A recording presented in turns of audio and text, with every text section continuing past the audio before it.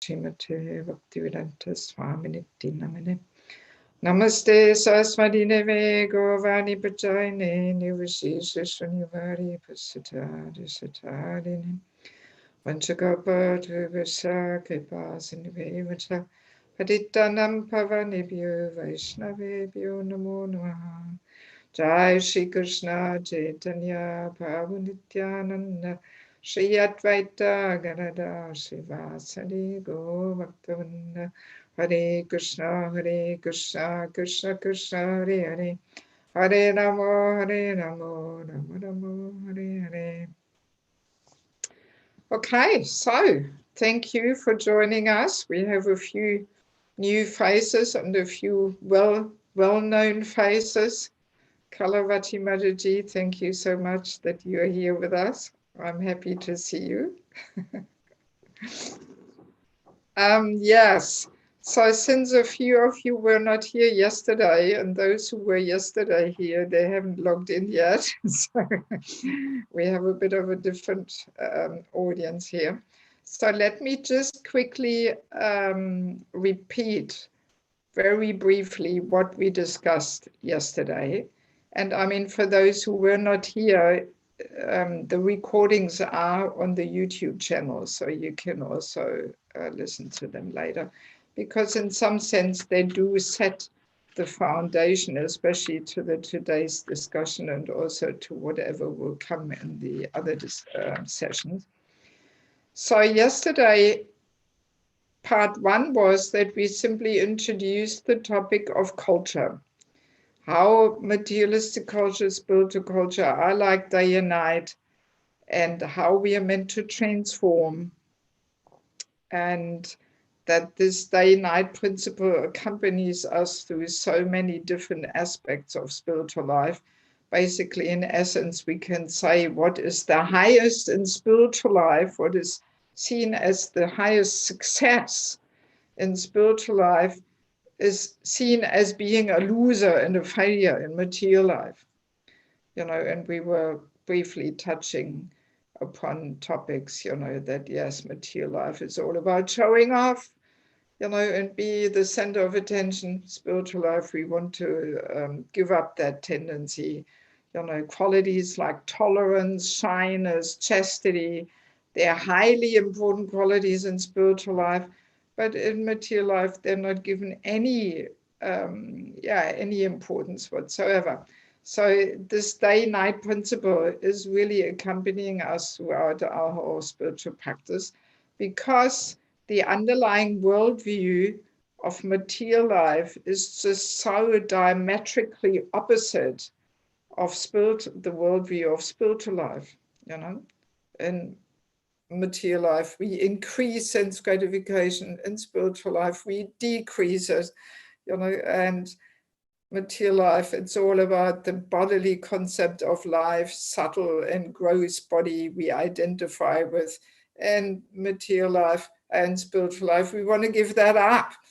So spiritual culture is designed to dissolve the bodily identification.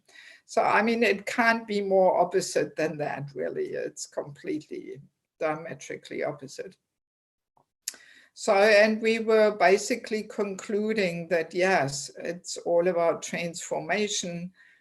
We can imagine here the day of the materialist, here the day of the spiritualist, and we are meant to transform. But this transformation cannot be imposed and forced upon people. It can only be inspired. And yes, and we were basically concluding that the more aspects of spiritual culture we invite into our life, the more it helps us to develop that worldview which we want to develop. Whereas when we keep, our mind, we maintain our attachment to materialistic aspects of life and its culture, so that will always promote the opposite worldview, because culture comes about by living a certain worldview, but it also reinforces and promotes and propagates that same worldview. So it's a rather subtle thing, but it definitely has an impact on our consciousness, and we often don't even realize how much we are simply a product of our surroundings, of the propaganda, of the cultural influences we are exposed to. We may think we have our opinions on it, but actually this conditioning is so subtle and so deep, and we often don't even realize. So this was basically part one yesterday. And then the second part was that we started introducing already one somewhat controversial topic: are men and women equal? You know, it's a highly controversial issue, which is discussed inside ISKCON, outside ISKCON.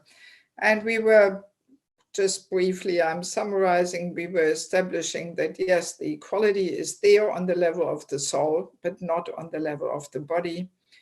Woman's body, man's body, they're like vehicles. They're very, very different. They have different natures, different qualities, because they're meant to play different roles.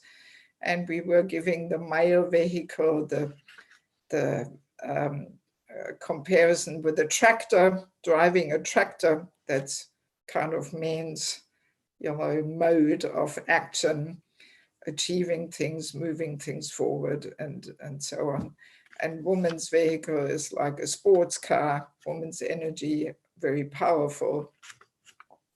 So, and making this distinction does not mean we are on the bodily platform. No, we are not the vehicle, we are not the body, but we do have one.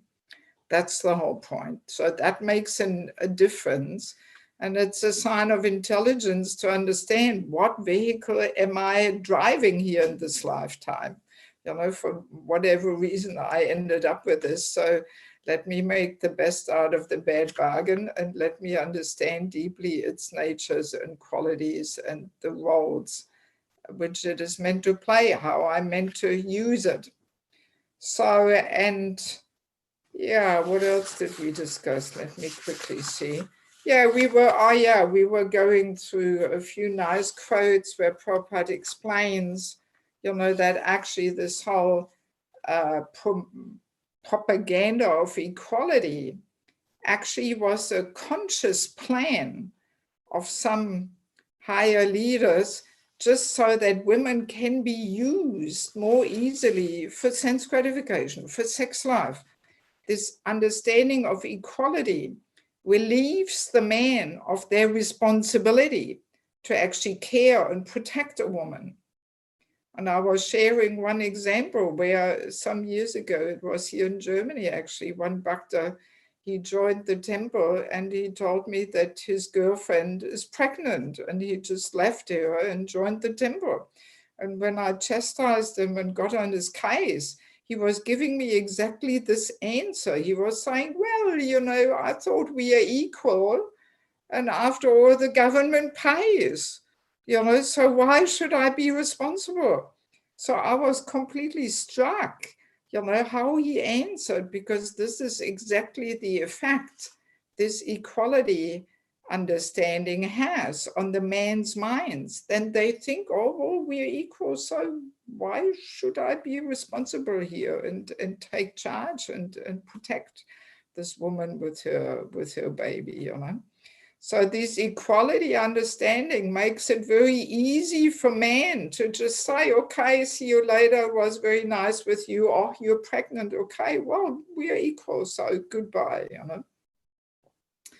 And Prabhupada could very clearly understand that. And that's why he was making strong words. He was saying, well, this is actually here free prostitution in the Western world. They have arranged for free prostitution. Usually you have to pay, but no, here in the Western world, they're loitering in the street and you can just take anyone and enjoy, So Prabhupada could very clearly understand this whole propaganda of equality just being a ripoff, basically. We women are basically cheated. But we don't realize, and we buy into this whole thing, and we think, oh, this is progressive and so on, So yeah, that was basically the discussion yesterday. And we were going more in details, you know, what qualities a man has, a woman has, what roles they're meant to play, and so on and so forth. And just as a little addition to yesterday's discussion, it's interesting that this is the very reason why in spiritual culture, the young girls and boys, right, from young age, they're actually trained what role they're meant to play. You know, and this took me many years to understand why in India we see the young girls, they're always dressed up and decorated, you know, and I was always thinking, my God, why do they put these young kids already so much on the bodily platform and dressing them all up and decorating them? But then later on, I started realizing, no, this is to immediately train her, you know, what role she's meant to play, you know, that she's meant to be the power of inspiration to a man. We were discussing that yesterday in one part, how she does that, you know, executes that role is by making her beautiful. You know, we women are meant to bring color and beauty into life. So, and that's why the girls are from young age trained how to act and behave like a lady. And the boys are trained right from young age how to play their role as men. And this is actually quite important because there's a good chance that in our previous life, we actually were in the other gender, right? And we are carrying the subtle body of mind, intelligence, thoughts, ego. The subtle body is accompanying us through so many lifetimes. So we have been so many times before in a man's body, and a woman's body, and a man's body, and a woman's body. And obviously there is still some impressions there in the subtle body. And unless this training is given right at young age, you know, one may easily get confused because, you know, as a child, we may still remember some things from our previous life in the other body. You know, I know parents who told me how their young girls sometimes have, you know, some male habitus, you know, some male way of acting or what, you know, and this comes from previous life, you know. I remember one mother told me how her girl, you know, when she was going to the toilet and passing urine, she was always somehow, you know, doing as if she was a man. She wanted to stand up or she wanted to sit the other way on the toilet, you know, not facing the back to the back side, but, you know, the front, you know, so passing urine like a man. So obviously she had that from previous lifetime, you know. So that's why this training in young age is actually very important, that the you know, the person understands from childhood onwards what role we are meant to play.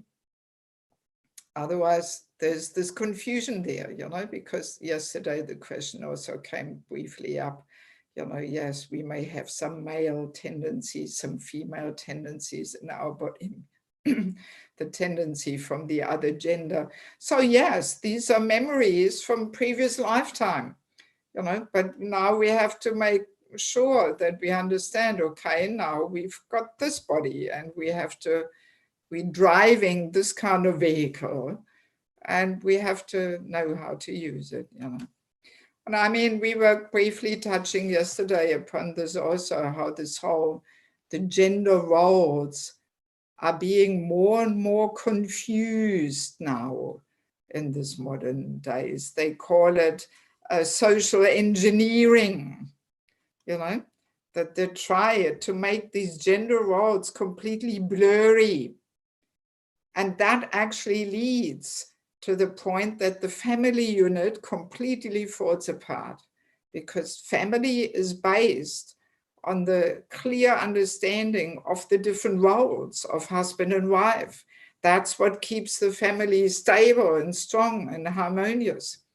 So if the whole role understanding is diffused and mixed up and put upside down, that really threatens the family unit. And we can see that very clearly in the modern days, that really healthy, strong, stable families, this is almost rare to find, very rare to find.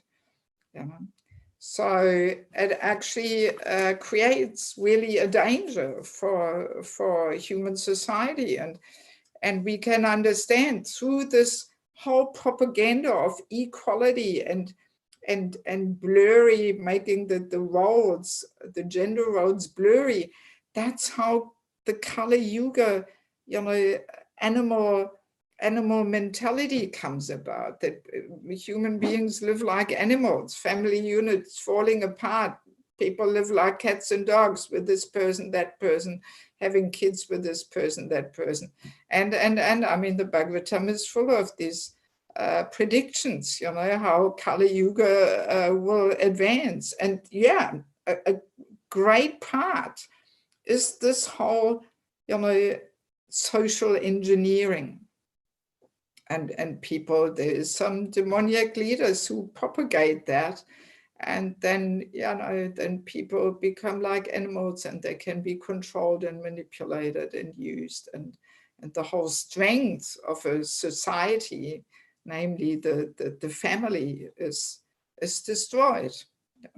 So it's actually a serious topic. And we, as devotees, Lord Chaitanya Sankirtan movement, we have to show the world how human life is meant to be lived. We have to set something against this tendency. And where, I'm always dreaming of an ISKCON society where the men are true, heroic, chivalrous men and take charge and protect and provide. And the ladies are very beautiful, feminine Lakshmi Devis who give the power of inspiration. And but people are real men and real women, and life is harmonious, and they complement each other perfectly. So that was basically yesterday's discussion. So now, session number 2, I assume that you have the materials in front of you.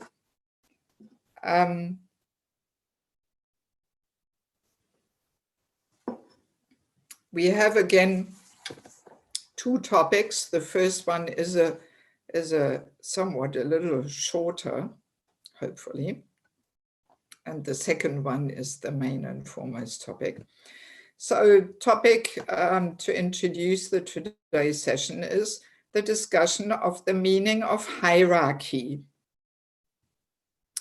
So it's interesting that hierarchy, for some people, it is almost a loaded term. It is almost loaded. It is very negative.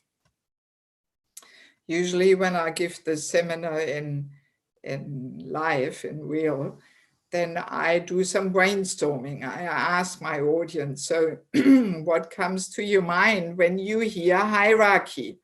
And we get a lot of very good things, but then also a lot of really bad things, that the good terms are order and, harmony and protection and so many good things.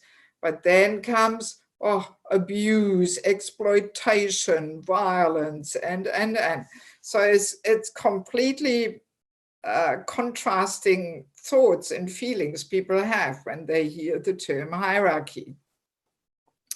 So let us understand how this actually comes about.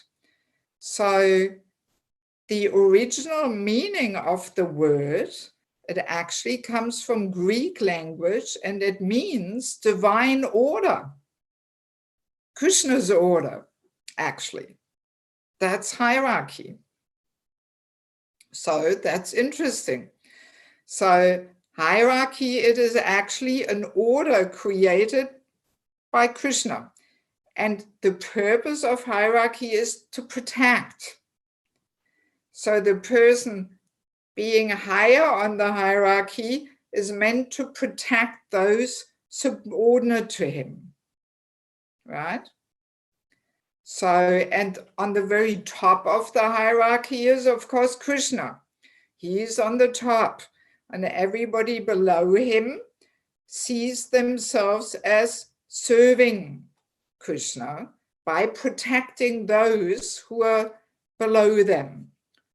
Like the Brahmanas protecting the Vaishyas, they're also protecting the Brahmanas, but they're also protecting the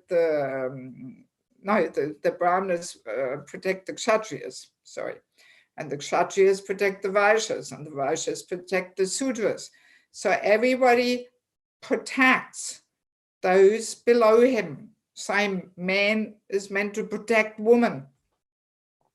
So basically, in Krishna's order, higher and lower simply indicates who protects whom, because protection flows from high to low, like water flows from high to low, and not the other way around. You can only protect somebody who is subordinate to you. So in Krishna's system, the higher protect the lower. That's what it means to be high. Yes. So now, let us imagine when Krishna is removed from the top of the hierarchy, when he is not the top. So what happens then? Then the whole system for protection turns in a system of exploitation. Everybody wants to take Krishna's spot and be on the top, right?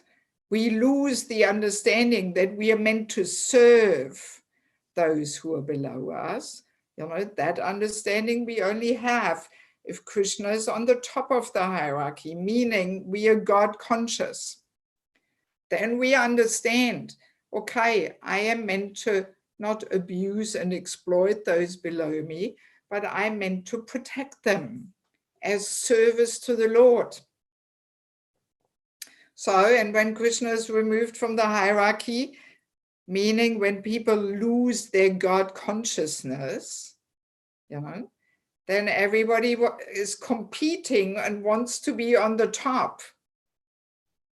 So, and then in such a system of exploitation, higher and lower has a completely different meaning. Not who protects whom, but who exploits whom. In such a system, high means better, more fun, more exploitation, more sense gratification, and lower means less fun, less honor, less recognition, less sense enjoyment. So this is an interesting point to understand, that higher and lower, in Krishna's system have a very different meaning than in materialistic system, right? So because that's, for example, why woman's birth is considered a lower birth, because she's meant to be protected. But when we hear this, woman is lower birth, we usually get agitated, false ego rebels. Oh, what is this? Lower birth, less fun, less fame, less recognition. Because we are so conditioned by the materialistic understanding of hierarchy that high is good and low is bad. But in Krishna's system, it doesn't mean that. It has a different meaning. It simply indicates who is protecting whom, that's all. It doesn't mean, the fact that it is said woman is a lower birth doesn't mean she has no value or something. No, opposite. We will discover this today. What an important role we women are meant to play. It simply means, that she's meant to be protected. That's why she's considered a lower birth. But we simply have this materialistic conditioning so deep that as soon as we hear low, oh no, we complain. Even in regards to the Varnashram system, Brahmanas, Kshatriyas, Vaishyas, Sudras, people our devotees would get offended if we would say, oh, Prabhu, you've got a Sudra mentality. Everybody wants to be Brahmana because everybody thinks, oh, this is more recognition and then I'm higher there and so on, But for Krishna, there's no difference. There's no difference. He gives a different understanding of higher and lower, And we have the nice story of the Brahmana and the cobbler who asked Narada Muni to ask the Lord when they come back to Godhead. So the Brahmana, many more lifetimes, Sudra, cobbler, after this lifetime you go back. So, these stories very clearly illustrate that, for Krishna, higher and lower has a different meaning, In Krishna's system, it simply indicates who protects whom. That's all. But yeah, we are just so conditioned by this mundane understanding that we think high is great and low is not so good, So now, but let's go back to Krishna's divine system, where he is removed from the top of the hierarchy and the whole system turns into a system of exploitation. So what is the solution? What is the solution? Solution is to put Krishna back on the top of the hierarchy. The solution is not independence, equality. No, it's not. And that's where we all go wrong. That's where the whole world goes wrong, basically, That just the fact, that women have been suppressed, exploited, abused, very often I come across this. Yesterday we had one Mataji, and unfortunately she just left the conference here, but she was sharing how, her mother was abused and therefore she trained her and her sisters, never depend on men, be independent, because there was some experience of abuse. Oh, man, you cannot trust them, don't rely on them. Oh, here she is back. Bhakti Mataji, please listen to this. This is the answer to your question yesterday, because you were sharing this abuse of your mother and that she trained you to be independent. So the whole story of sometimes hierarchy, when the men are not God conscious, then they may use their superior position and exploit women. But the solution to this problem is not independence. It's not equality. But the solution to the problem is to put Krishna back on the top of the hierarchy. That's the solution. And really, this is where the whole world goes wrong, that we think, okay, we women have been exploited. Okay, let's be independent. Let's not rely on the man. But that gets us even more into trouble. It's not the solution. Yes. So that has to be clearly understood. And I mean, a similar situation is there in regards to, the whole Varnashram. That's where communism came about, because basically the Brahmana caste got corrupt and was exploiting, the Kshatriyas, and they were exploiting the Vaishyas, and they were exploiting the Sudras. So then this misconception of equality came up. So everyone is equal, communism, That's where it comes from. So, but, we took us a few years to realize that, no, this is also not the solution. In any human society, you will find Brahmanas, Kshatriyas, Vaishyas, Sudras. Doesn't matter where you go in the world, they naturally come about because it's according to the three modes of material nature.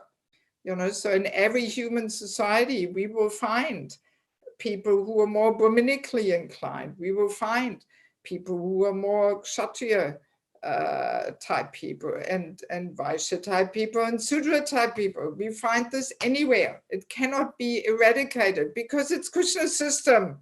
That's why. So it doesn't matter how much we go against Krishna's system. Well, that's his system.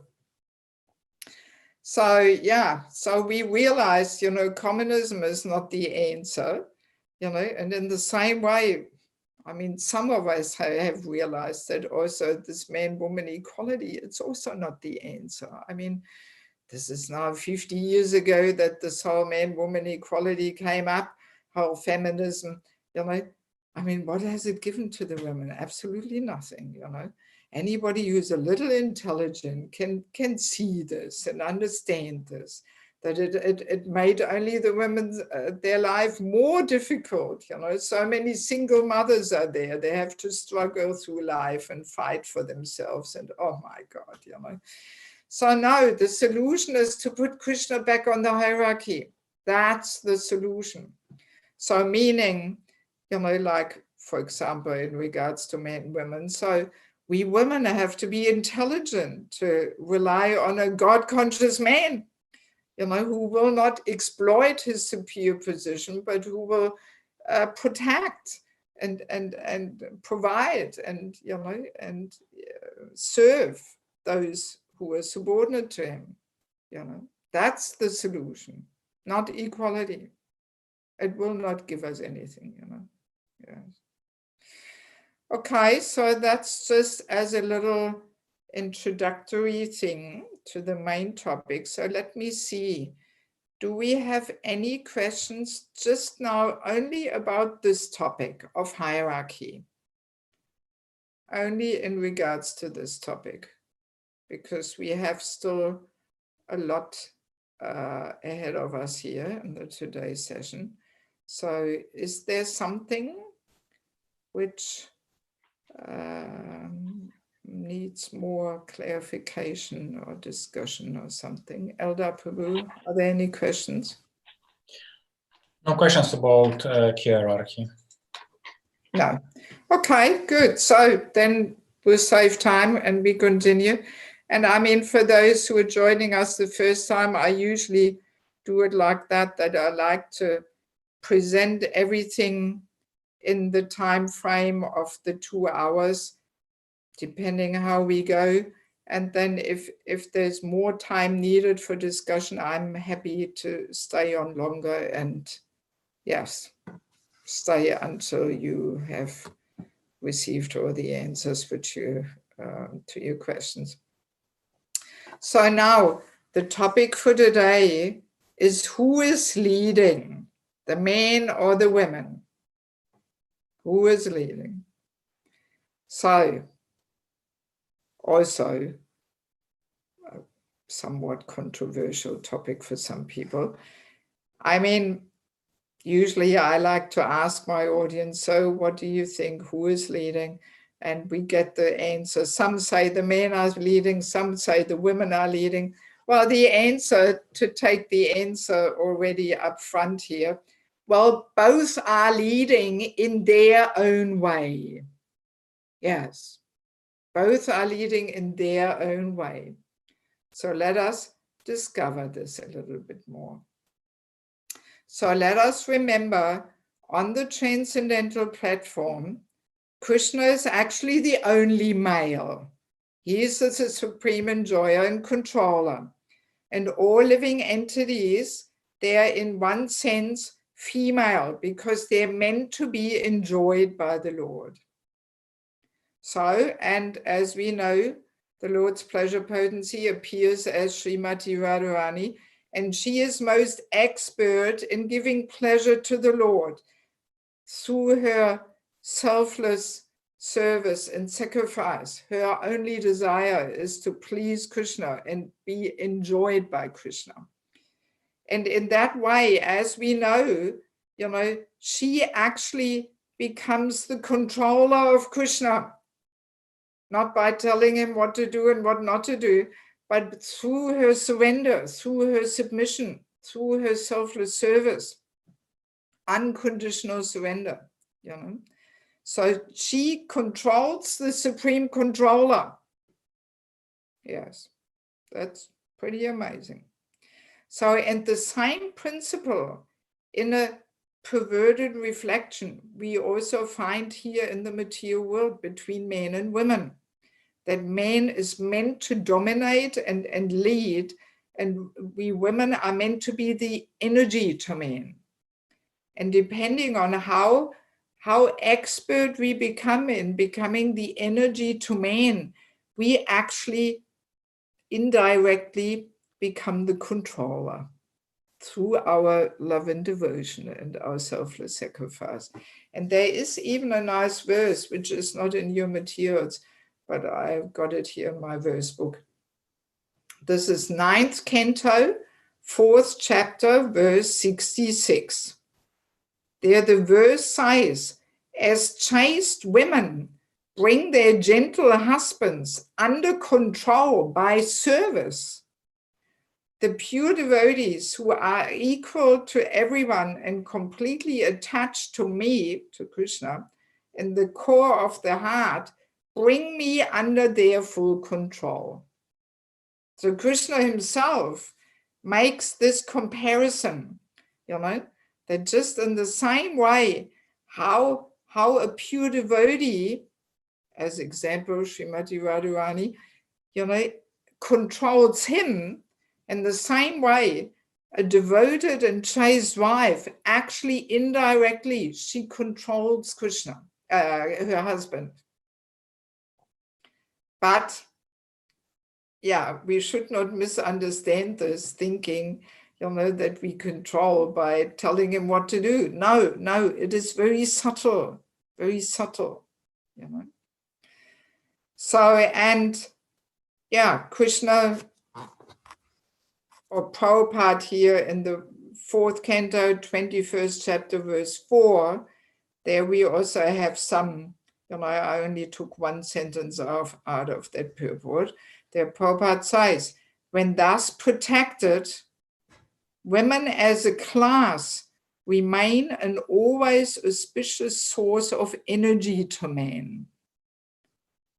So, this is one of the main and foremost functions or contributions of a woman, that she is endowed with a very powerful Shakti, and she is meant to be the power of inspiration to a man. We also briefly mentioned it yesterday, but now we are unpacking it more. And there's also in a room conversation, which is also not in your materials, so I should really update the materials, but I haven't done it. So in a room conversation in 1968 in Seattle, Prabhupada makes this point. He says, so the woman, the female, is the energy. When a man comes home at night, when a man comes at home, he sees that everything is nicely decorated. My wife is well dressed and food stuff is nicely prepared. He becomes encouraged. He can work nicely. Therefore, woman is the energy. The woman gives the energy and he can work. So Prabhupada, in very simple words, he explains, how male and female nature are meant to complement each other. That we women, we are the energy. We make everything nice. We decorate ourselves. We look up to the husband. We glorify him, and that inspires a man.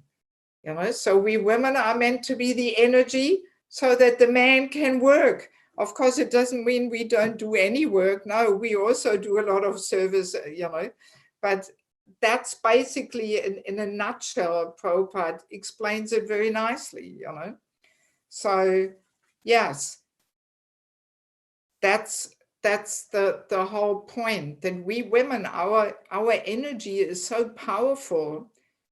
A woman actually has the power to bring the very best out of a man, to really bring him to his topmost level of performance, materially or spiritually.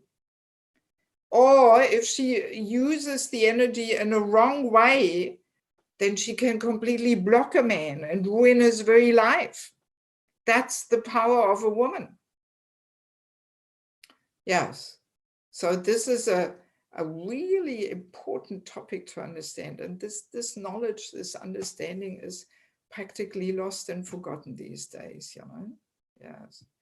So, and Prabhupada also further says in 6th Canto, 26th chapter, verse 15, Prabhupada says there, actually a woman is supposed to be the energy of the man. Historically, in the background of every great man, there is either a mother or a wife. Yes. So Prabhupada says, in the background. He's not saying next to a man or 10 steps ahead of a man, but he says in the background. And there's a reason why he says it like that. You know, Prabhupada chooses his words very consciously. It's not just some coincidence or something that he says in the background, you know. So it means, you know, in the background, Prabhupada says that because only when a woman keeps herself in the background, when she takes the humble and subordinate role, then she can give her energy to the man and empower him and make him the hero. This is man's nature. He wants to be the number one. He wants to be the hero, you know. So we women, we have to use our powerful Shakti by making him the hero rather than trying to be the hero ourselves. That's the whole issue.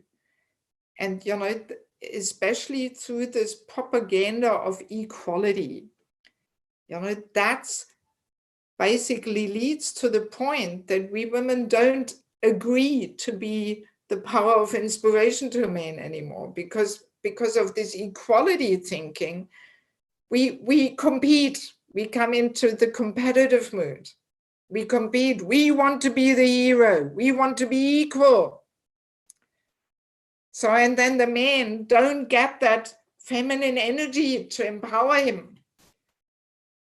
Yes. And that actually makes him weak because he needs that feminine energy.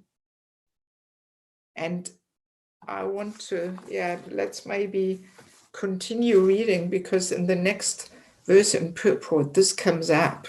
This is a pretty, I mean, I find this all very highly interesting and mind-blowing, you know, how Krishna put the whole system together, you know. So let us read 5:129. You have it on your materials. So the verse, this is about Priyarata and Barismati. So the verse goes, he greatly loved his wife Barismati, and with the increase of days, their exchange for nuptial love also increased. By her feminine behavior, as she dressed herself, walked, got up, smiled, laughed, and glanced about, Queen Barismati increased his energy. Thus, although he was a great soul, he appeared lost in the feminine conduct of his wife. He behaved with her just like an ordinary man, but actually he was a great soul. So that's the verse, you know. So now let us see how Prabhupada unpacks this. So Prabhupada, I took something out and dismissed it from the purport, otherwise it's too long. So I took only the key points out. So Prabhupada says, to maintain such a life of strict vigilance, one needs encouragement from his wife. In the Varnashram system, certain classes, such as the Brahmanas and Sannyasis, do not need encouragement from the opposite sex. Kshatriyas and Grihastas, however, actually need the encouragement of their wives in order to execute their duties. I mean, this took me so many years to understand this more deeply, you know, because when we read this, I mean, for many years I was thinking, yeah, all right, they need the encouragement of their wives, they need somebody to cook for them and what, you know, I didn't understand. But it's all about the subtle energies, you know, that's what the men need. So it's interesting to understand, Prabhupada says, the Brahmanas and the sannyasis, they don't need encouragement from the opposite sex. In other words, all other men do need it. Yes. In order to really get to their level of topmost performance, you know, a man, unless he's very Brahmanically inclined, you know, if he's not Brahmanically inclined, he will need a wife to really encourage him. And I have seen this so many times, you know, in daily life, that if a man is not that Brahminical, but he is not married, then often he's, you know, yeah, he's just in some humdrum mood there, and he's not really getting into it. He's not really inspired and what he's doing, and he's not really motivated, and he's just doing something, you know, but yeah, he's missing the feminine energy in his life. And I've seen it just recently. I helped a few people finding a spouse, you know, I helped one Prabhu here to find a wife. And I mean, my God, this was just such a transformation, you know. Before he was all, you know, gray-faced and blue, you know, in funny moods and just uninspired and cranky, and, you know, and then now he's just flourishing. He's, oh my God, he's flying, you know. Yeah. So, I mean, I've come across it so many times, you know. And this is Krishna's perfect arrangement, that not only we women need the protection of a man, but also most men need that feminine energy to be empowered and inspired. You know, otherwise, which man would want to take care of a woman, you know? So that impels him, you know, that he needs this feminine energy in his life to really be responsible and empowered, you know. And I mean, there's even, you know, statistics, and in this book, Spiritual Culture, I showed it yesterday, but I think most of you know about it. There I'm going into the whole topic more deeply. And that there is, I'm quoting there some non-devotees who make these researches. They say, I mean, there's people out in the material world who say exactly the same thing, you know. They actually also understand it. And that there's research that, you know, those men who are criminals, who are, you know, drug dealers and so on, usually they're not married. Yes. So when this masculine energy is not channeled through the feminine energy, it can very easily go in a destructive way and in a criminal way. Yes, you know. So, I mean, this is all pretty interesting, you know, how Krishna's system is all meant to fit together, you know. So now, Kshatriyas and let's continue reading the purport. Kshatriyas and Grihastas, however, actually need the encouragement of their wives in order to execute their duties. Indeed, a Grihasta or Kshatriya cannot properly execute his responsibilities without the association of his wife, you know, especially Kshatriya's birth. They need you know, they need a lady there next to them, you know. Chaitanya Mahaprabhu personally admitted that a Grihasta must live with a wife. Kshatriyas were even allowed to have many wives to encourage them in discharging the duties of government. So, I mean, that point, I was also wondering for many years, I was wondering, how is it that all these great kings, they had so many wives? Why was that? Were they so lusty that they could not be satisfied with one wife, or what? No, here we get the answer, because they were such heroic leaders that the feminine energy of one wife was not enough. So that's why they had many wives, and then they were zapping up all this feminine energy, and they were ruling the whole world, you know. Yes, yes. I mean, that's pretty interesting, you know. The association of a good wife is necessary in a life of karma and political affairs. So here karma means fruitive activities. So anybody basically who earns an income, you know, he actually needs a wife. He needs that feminine energy to really be empowered and inspired, you know. Otherwise, well, what for? You know, he's wondering, why should I work so hard there in the material world, you know? But if he's got a wife next to him, and as Prabhupada said in this room conversation here, when he comes home, he sees that everything is nicely decorated, the wife is well dressed.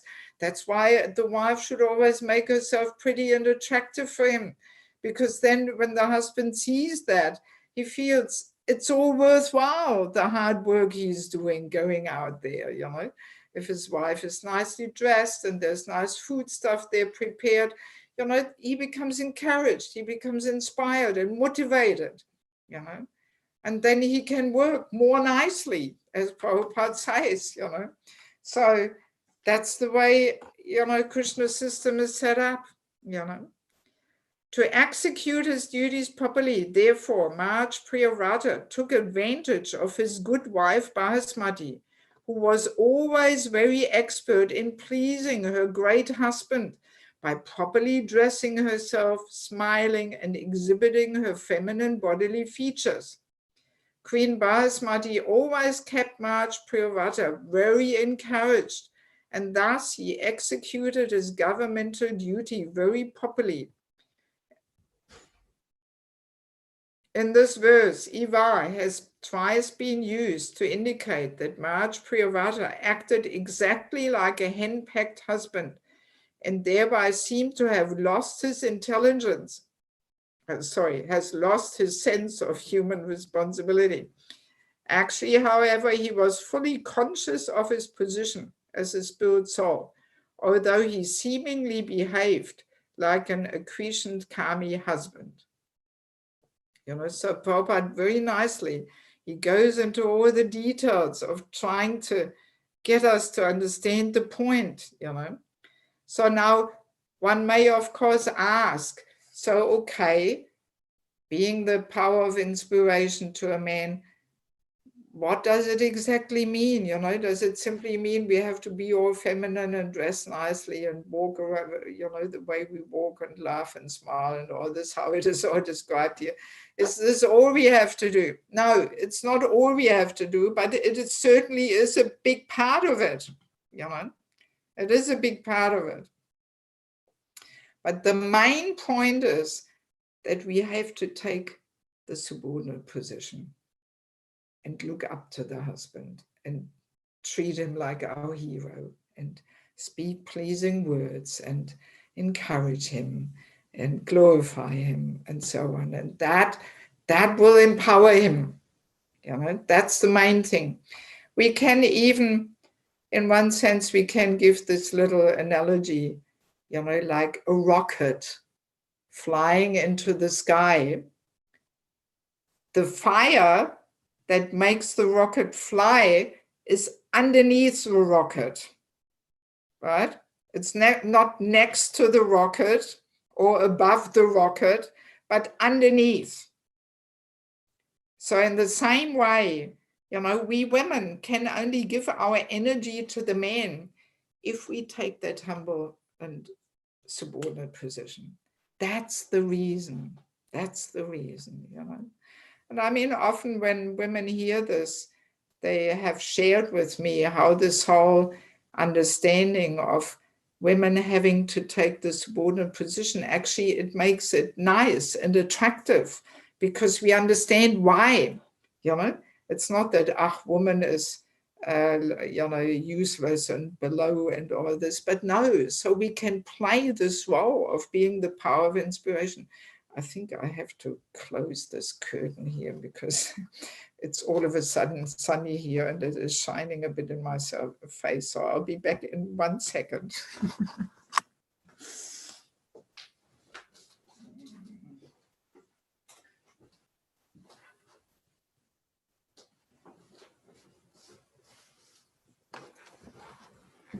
So,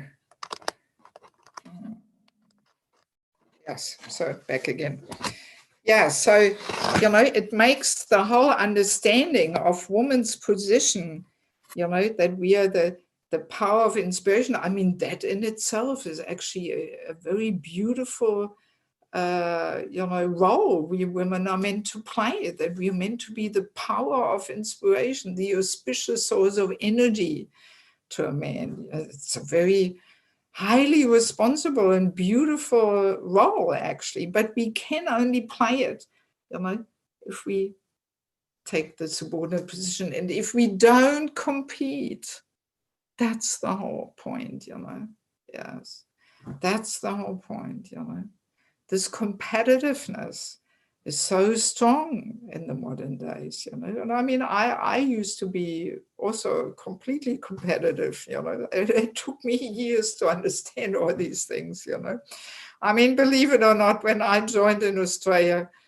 in Krishna consciousness, I was the one who made all the revolutions that the women are in the front and the women can do the Mangaladi puja. This was in those days, and the temple was full of brahmacharis, and in those days, the brahmacharis were in the front there at Mangaladi. So before I had turned up there, no women were doing the Mangaladi puja, but I was pushing this through, So actually, this is my background and conditioning where I'm personally coming from.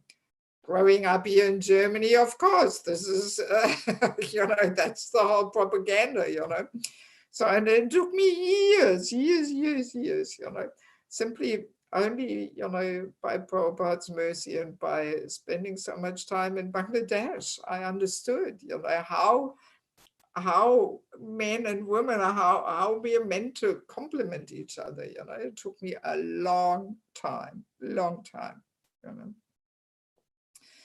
Yeah, so in any case, we have one more purport, which is a real heavy one. So, but it's Prabhupada speaking, so we better learn. We better learn how to understand, Prabhupada. And yeah.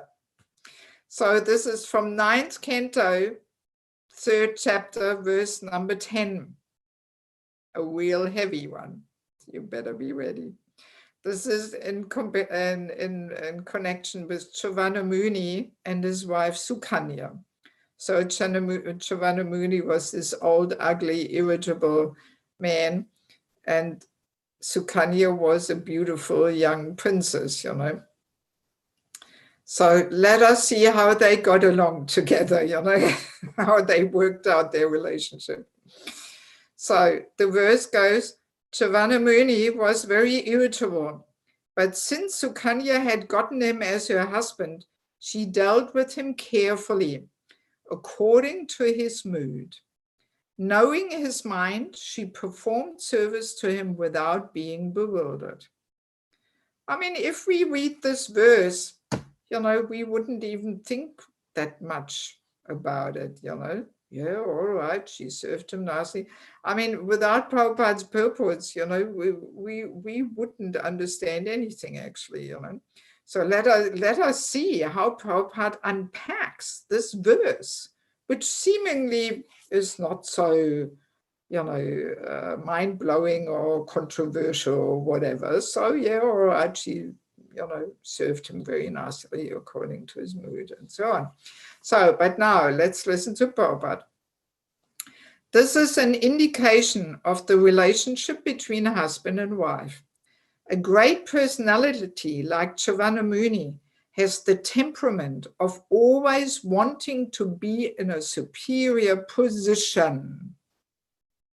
So, yeah, as we said yesterday, man's body comes along with a stronger false ego, you know, and especially personality like Chivanamuni, not only like him, we may know, you know, our husband having also this tendency that he always wants to be in a superior position, you know. Such a person cannot submit to anyone. Therefore, Chivanamuni had an irritable temperament. Yes, some of us ladies may know this from our husbands, you know, the situation. Irritable temperament. His wife, Sukanya, could understand his attitude, and under the circumstances, she treated him accordingly. So now the heavy stuff comes. If any wife wants to be happy with her husband, she must try to understand her husband's temperament and please him. This is victory for a woman. Even in the dealings of Lord Krishna with his different queens, it has been seen that although the queens were the daughters of great kings, they placed themselves before Lord Krishna as his maidservants. So now we may say, well, if my husband would be Krishna, I would also do this. That's the common thought that comes up in us women's minds. No, but Krishna is setting that example. You know, he's teaching by example. So therefore, Prabhupada continues, however great a woman may be, she must place herself before her husband in this way. That is to say, she must be ready to carry out her husband's orders and please him in all circumstances. My God, you know, this is really strong words, you know, my God. Then her life will be successful. When the wife becomes as irritable as the husband, their life at home is sure to be disturbed or ultimately completely broken. And now comes another bomb. In the modern day, the wife is never submissive. And therefore, home life is broken even by the slight incidents. Either the wife or the husband may take advantage of the divorce laws. According to the Vedic law, however, there is no such thing as divorce laws. And a woman must be trained to be submissive to the will of her husband. Oh my God. I mean, this is hard to swallow, isn't it, ladies?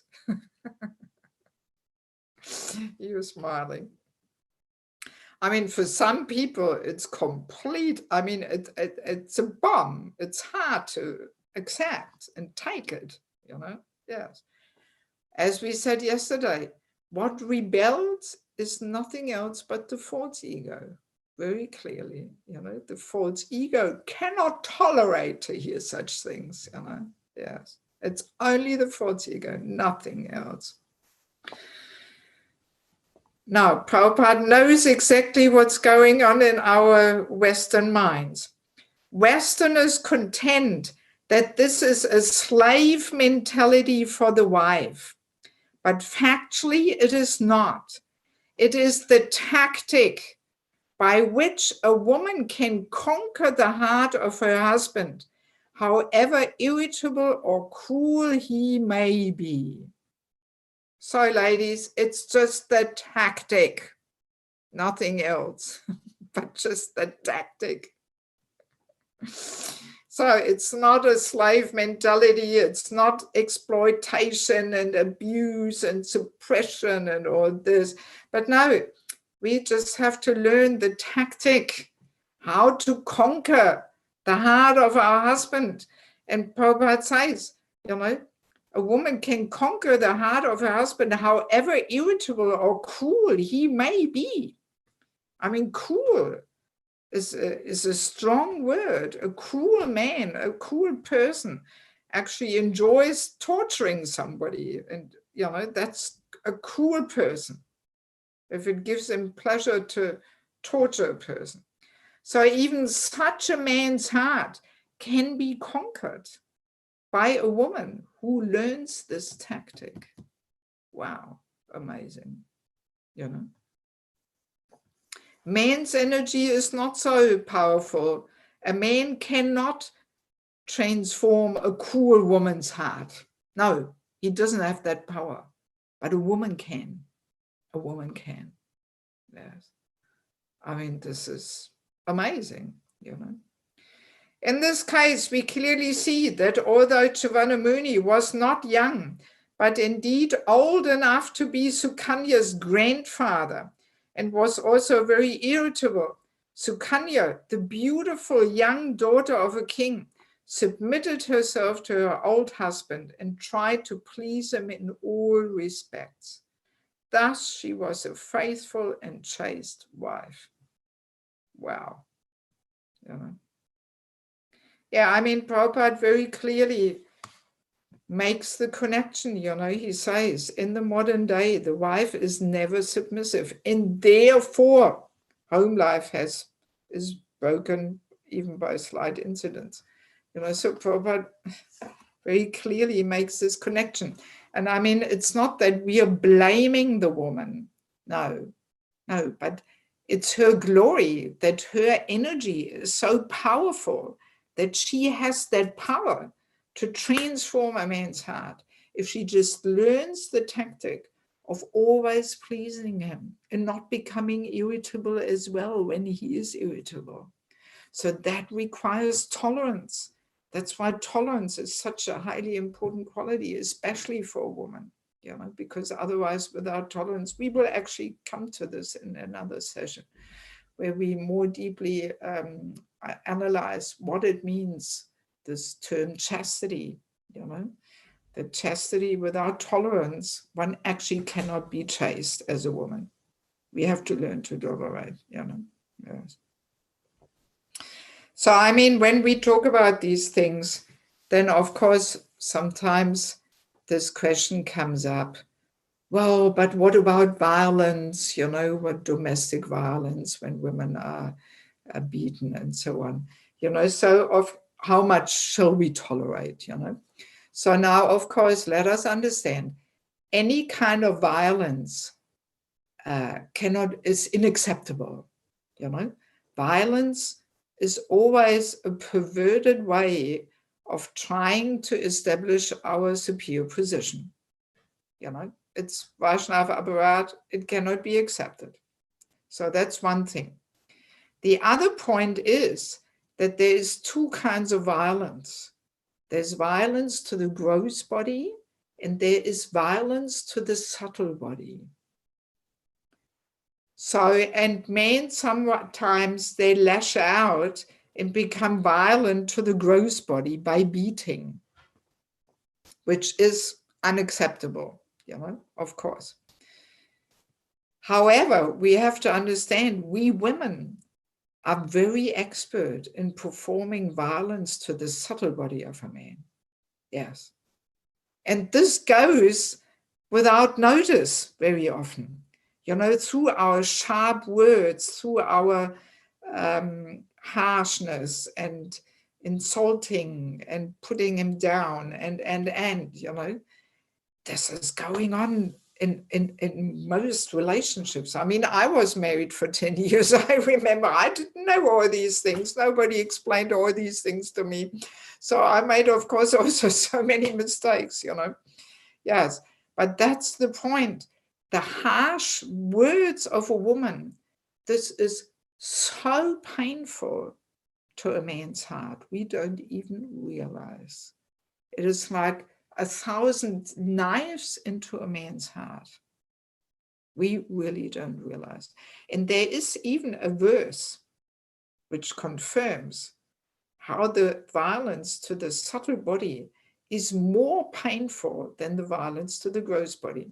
Unfortunately, I also haven't added it in your materials, but you can write down the number if you like. This is 11th Canto, 23rd chapter, verse number 3. It says there, sharp arrows which pierce one's chest and reach the heart, do not cause as much suffering as the arrows of harsh, insulting words that become lodged within the heart when spoken by uncivilized men, it says here, but men meaning human.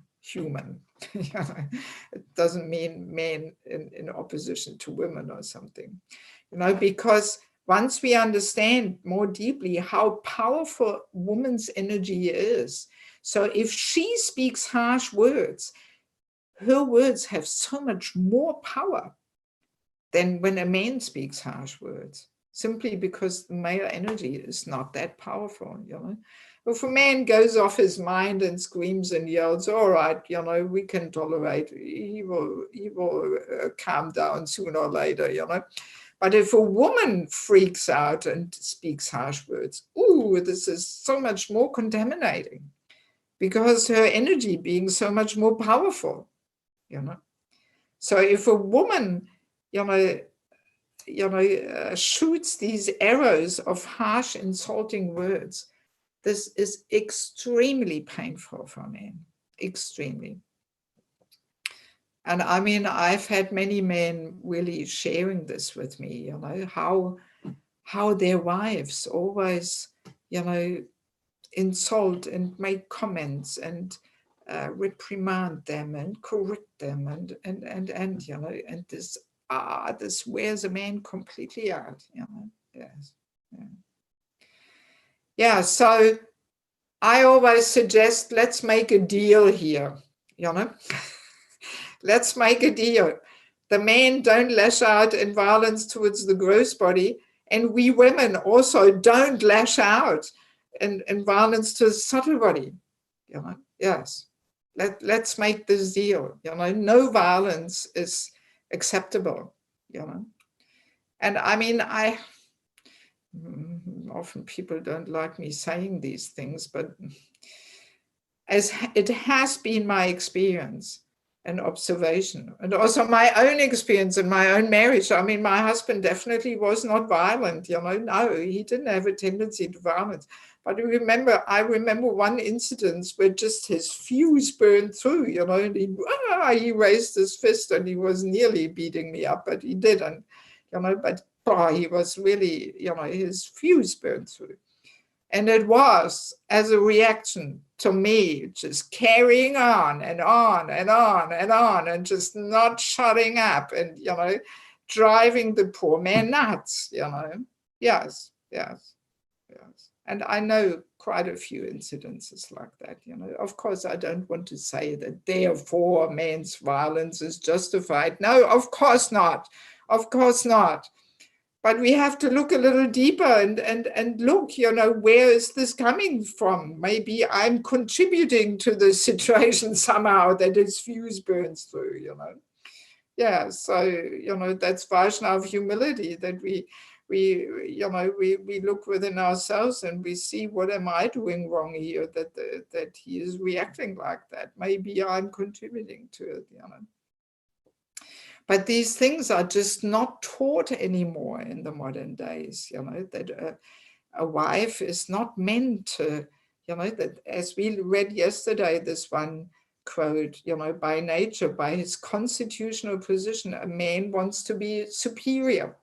And by her constitutional position, the wife is in a subordinate position, and that has to be tolerated and observed, So it's actually against the Vaishnava etiquette to offer correction, instruction, some insults or some sharp words. Definitely it's against Vaishnava etiquette to offer such words to a person in a superior position.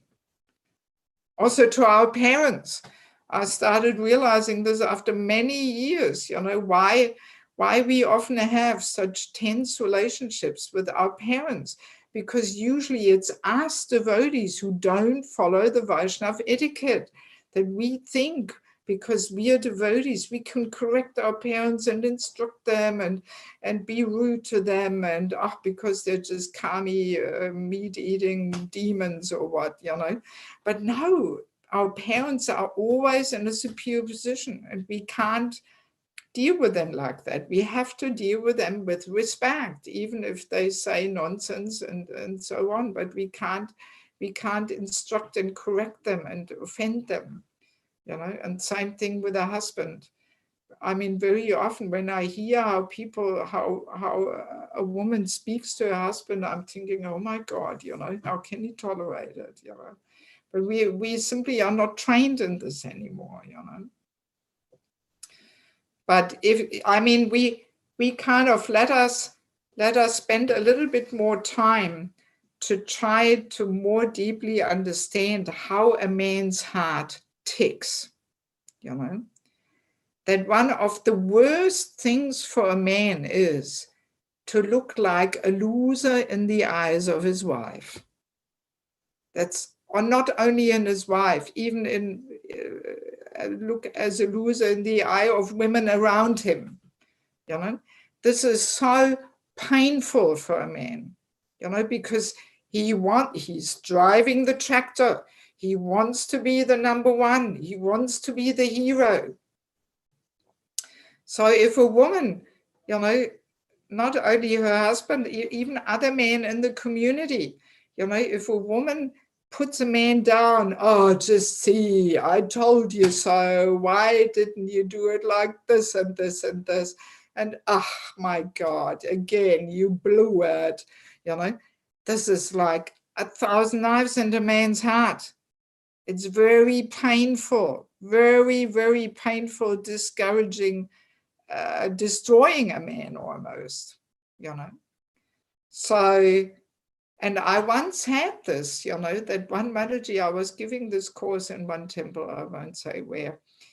And actually after the course, one Mataji, she was a Prabhupada disciple, or is a Prabhupada disciple.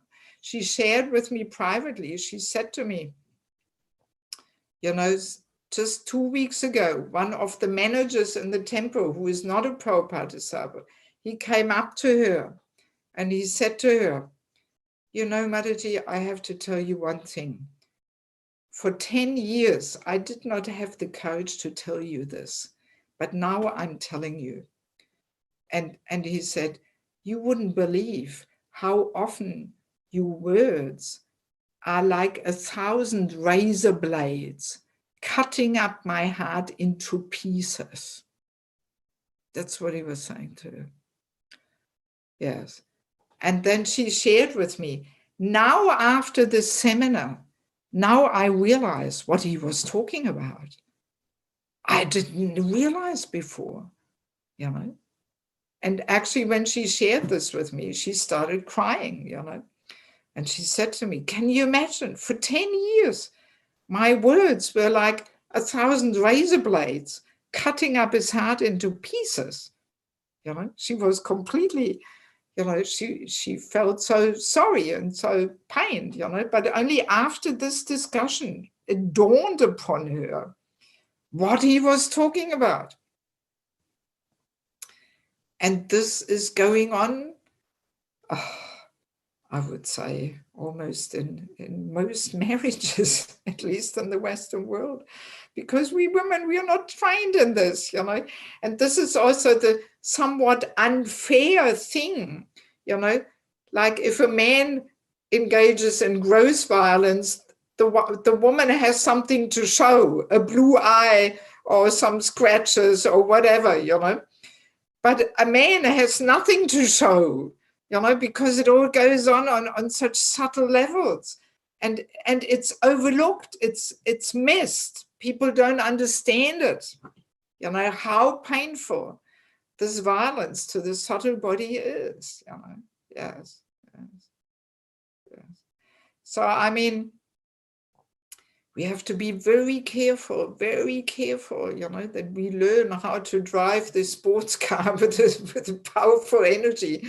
And we don't offer these insulting and sharp and harsh words to men around us, you know. Yes, because it gives them so much pain and discouragement, you know, and they flee the scene and so on, you know. And so not only that, but also, you know, when a woman competes, I mean, this is the problem, you know, when we women compete, then what are the results, you know? Because as we mentioned, yes, in the modern days, this knowledge is lost and forgotten. People don't understand anymore how we women are meant to be the power of inspiration and make him the hero, rather us being the hero, you know? So because this whole knowledge is lost and forgotten. So therefore, we ladies, especially through this propaganda of equality, this puts everything out of place. Through this propaganda of equality, we don't want to be the subordinate in the subordinate position. We want to become the hero. We compete, you know, and we simply don't agree anymore to be the power of inspiration. We rather want to use the energy for ourselves. Yeah. So now let us understand, and you've got these points in your materials there, what are the serious social consequences to this? Let us understand.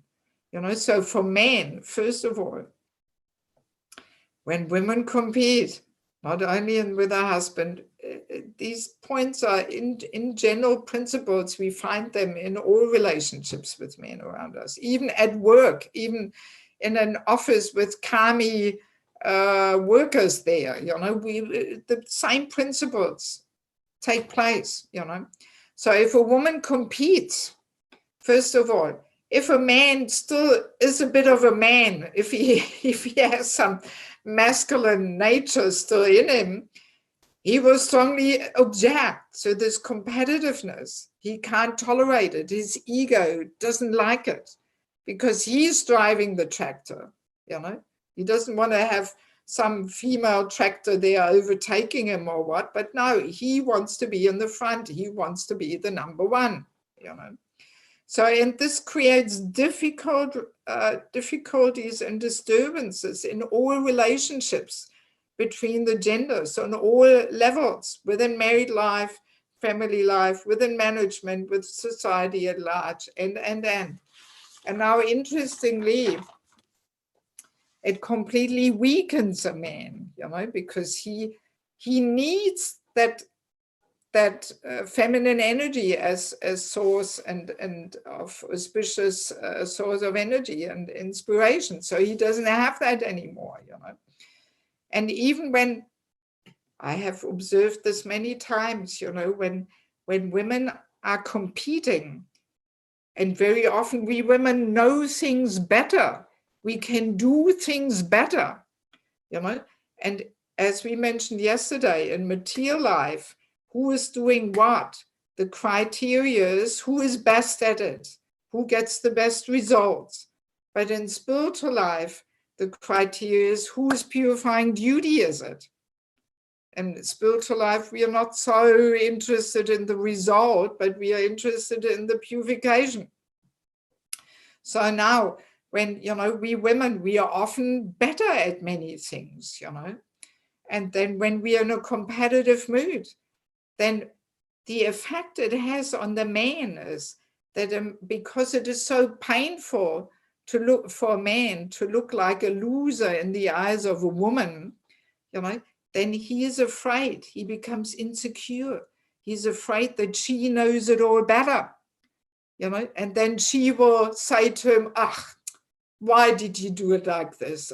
You fool, you know, why didn't you do like I told you? I told you so, you know.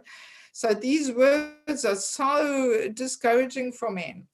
So as a result of this competitiveness, and especially when the women can do things better, you know, then the men back off. They become insecure, undecisive.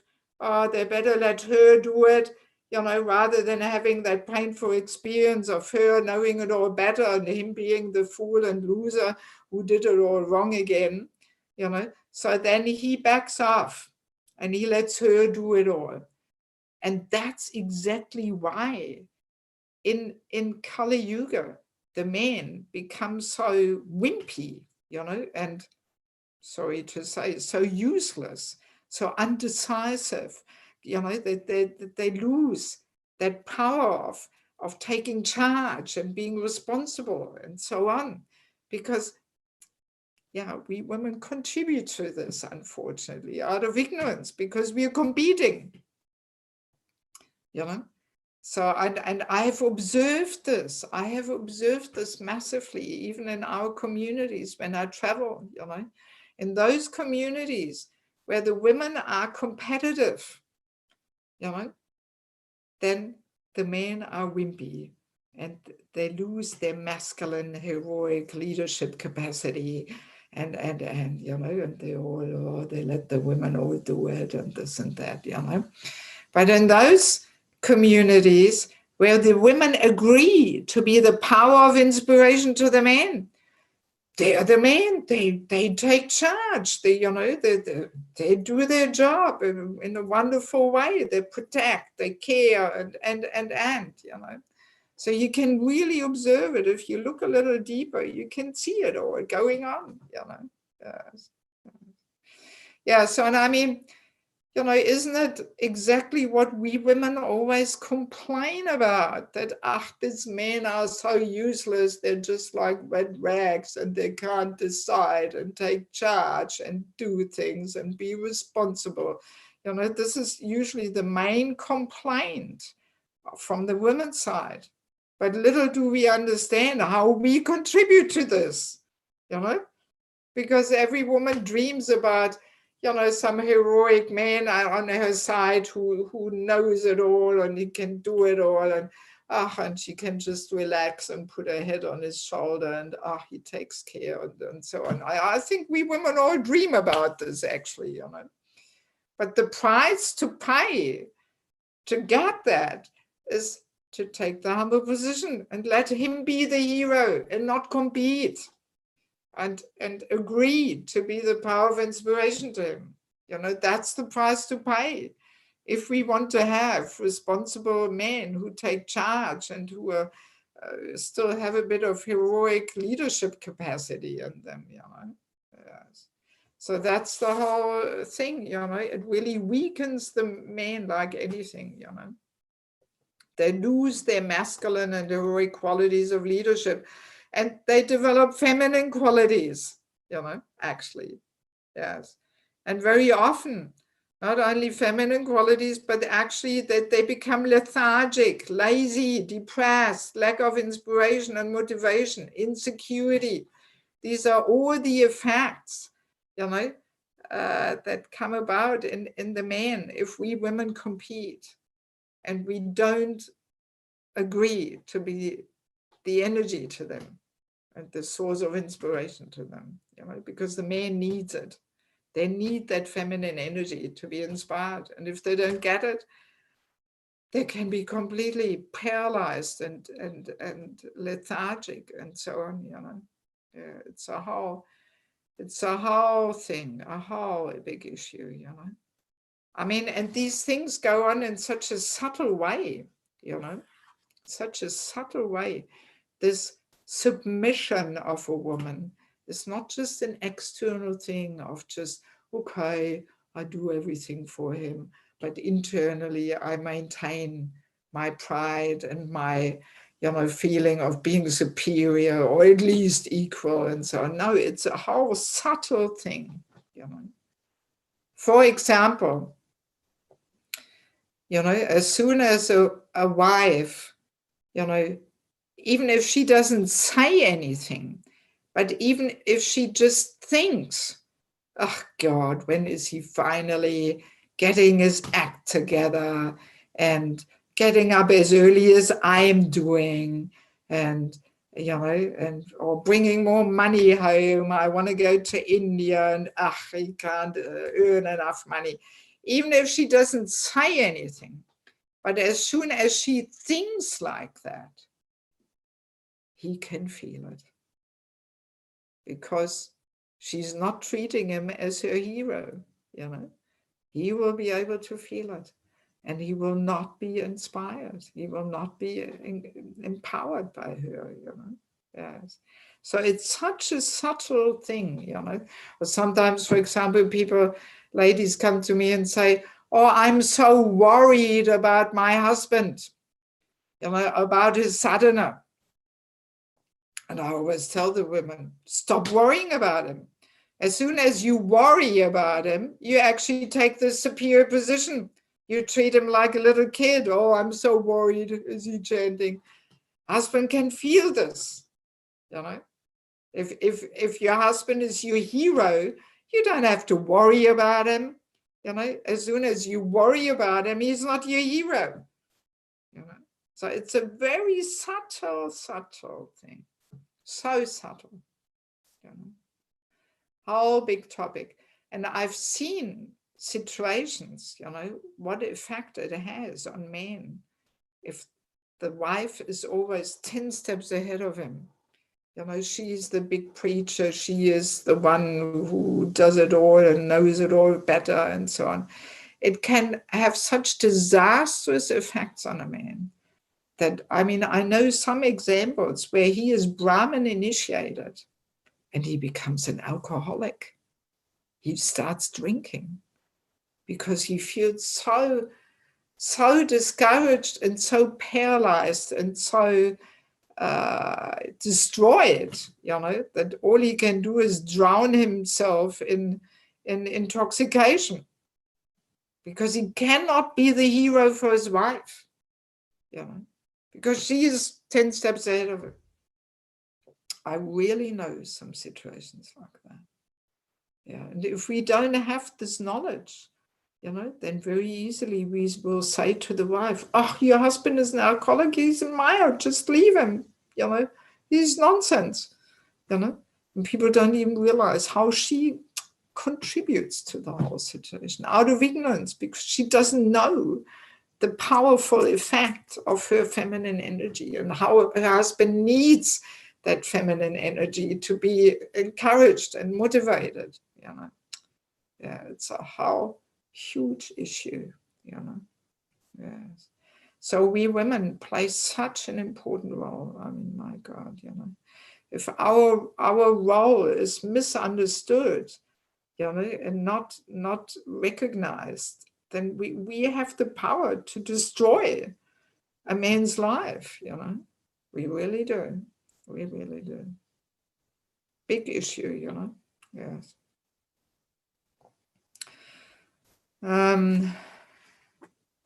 Yes. Yes, let us hang on. Yes, we haven't finished here.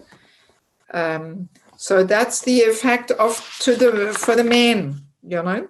If we women compete, that's the effect on the man that, you know, first of all, male ego rebels. He doesn't like it if he is still a bit masculine, you know, and a little bit chivalrous. And so many difficulties come up, and it leads to the fact that the men, it weakens them, and they lose their masculine heroic qualities, and they can become completely, you know, depressed and lazy, lethargic, unmotivated, insecure, and very easily it's a vicious circle, you know, because then the wife says, God, this guy is useless. He's not doing anything. I have to do it all. Otherwise, nothing goes on here in the house. You know, like that, it's a vicious circle. And then the more she is doing it all, the more he feels, oh, well, she doesn't need me at all. She knows it all better anyway. Men need to feel needed to be inspired and motivated. If a man feels, my wife doesn't need me, she knows it all, she can earn her own income, she can live without me very nicely, he feels completely useless. He feels there's no purpose for me. Why am I here then? You know? So Krishna's system is built in such a way, you know, that actually what inspires a man to be active and responsible is when she depends on him. That inspires him. Yes. So let's have a quick look at the effects of the women, for the women, you know. If she competes, so what is the effect on the women? So on the women, there is some frustration there, because she actually acts also against her nature, because as I was mentioning, actually every woman is dreaming of this heroic man next to her who takes charge and provides and protects and does it all, So a woman will also feel frustration, And one main and foremost thing is also that she will not receive the emotional support of a man, which she is actually hankering for, which she needs so much, this emotional care. A man, when the wife is competitive and always tells him what to do, what not to do, husband doesn't feel encouraged to protect and care for her nicely and buy her gifts and this and that. Oh my God, no, no. And then because he doesn't emotionally give care to her, she gets often even more dominant and harasses him even more just to get some kind of attention from him. So it's also a vicious circle there, So, and it's interesting to see, in those countries where spiritual culture is still more present to this very day, like Eastern Europe or India, Bangladesh, the men, they usually know exactly how to take care of a woman. They know, what to buy her and to take her out and this and that and give her attention. They're really good at it. Much better than the Western men.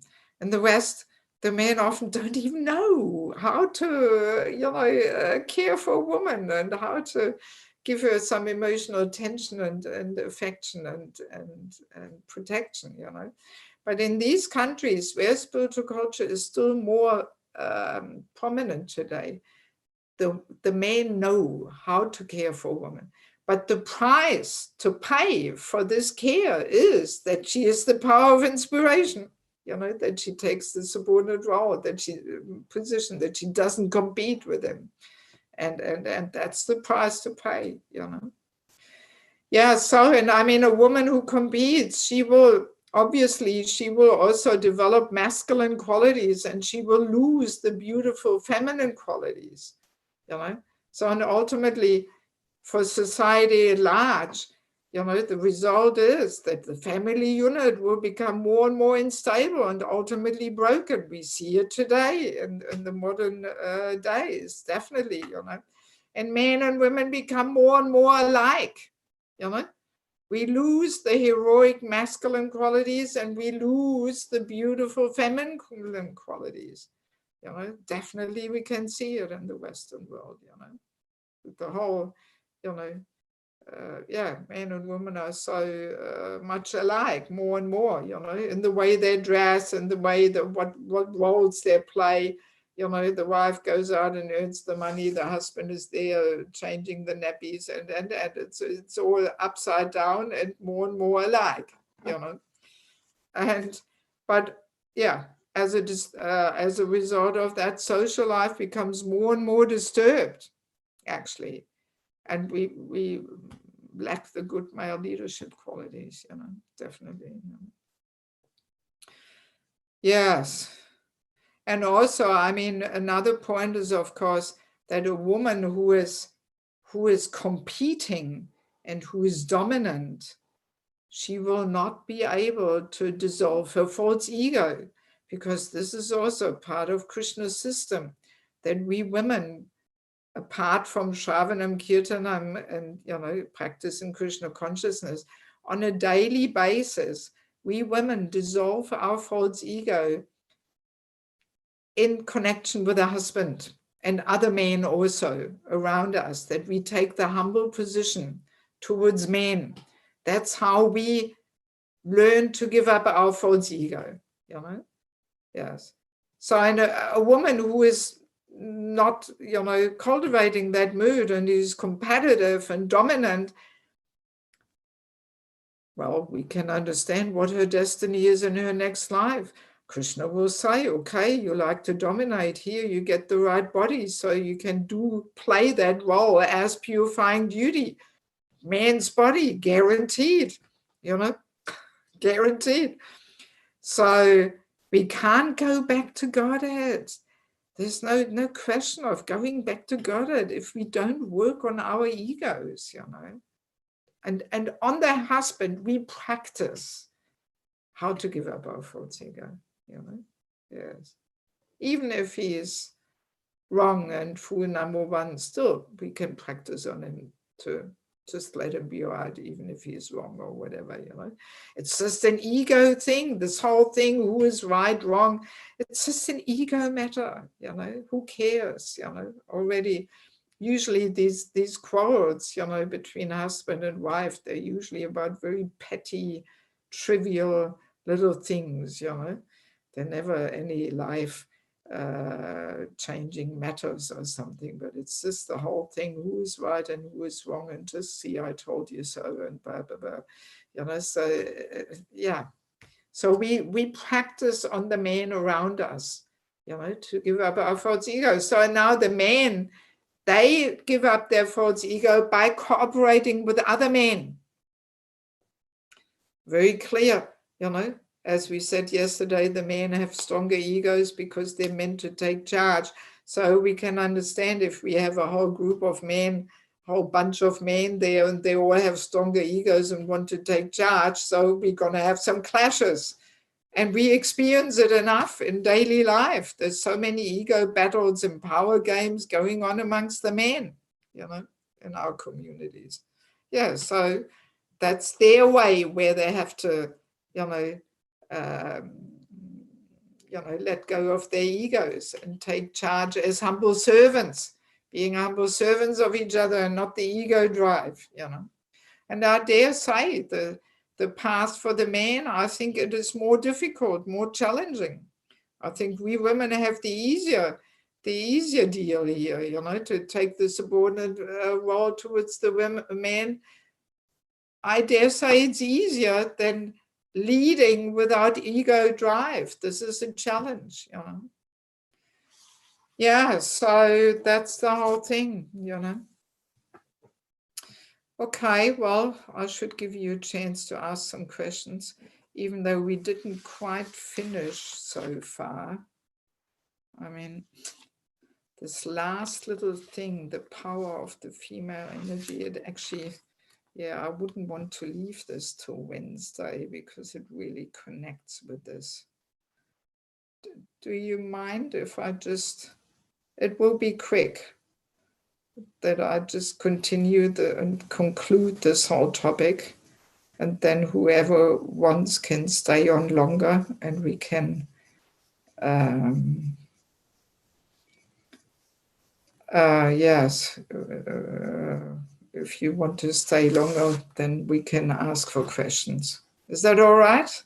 Because if we leave this for Wednesday, everything will be forgotten, Anyway, I am so free to just say, let me please conclude the last bit here.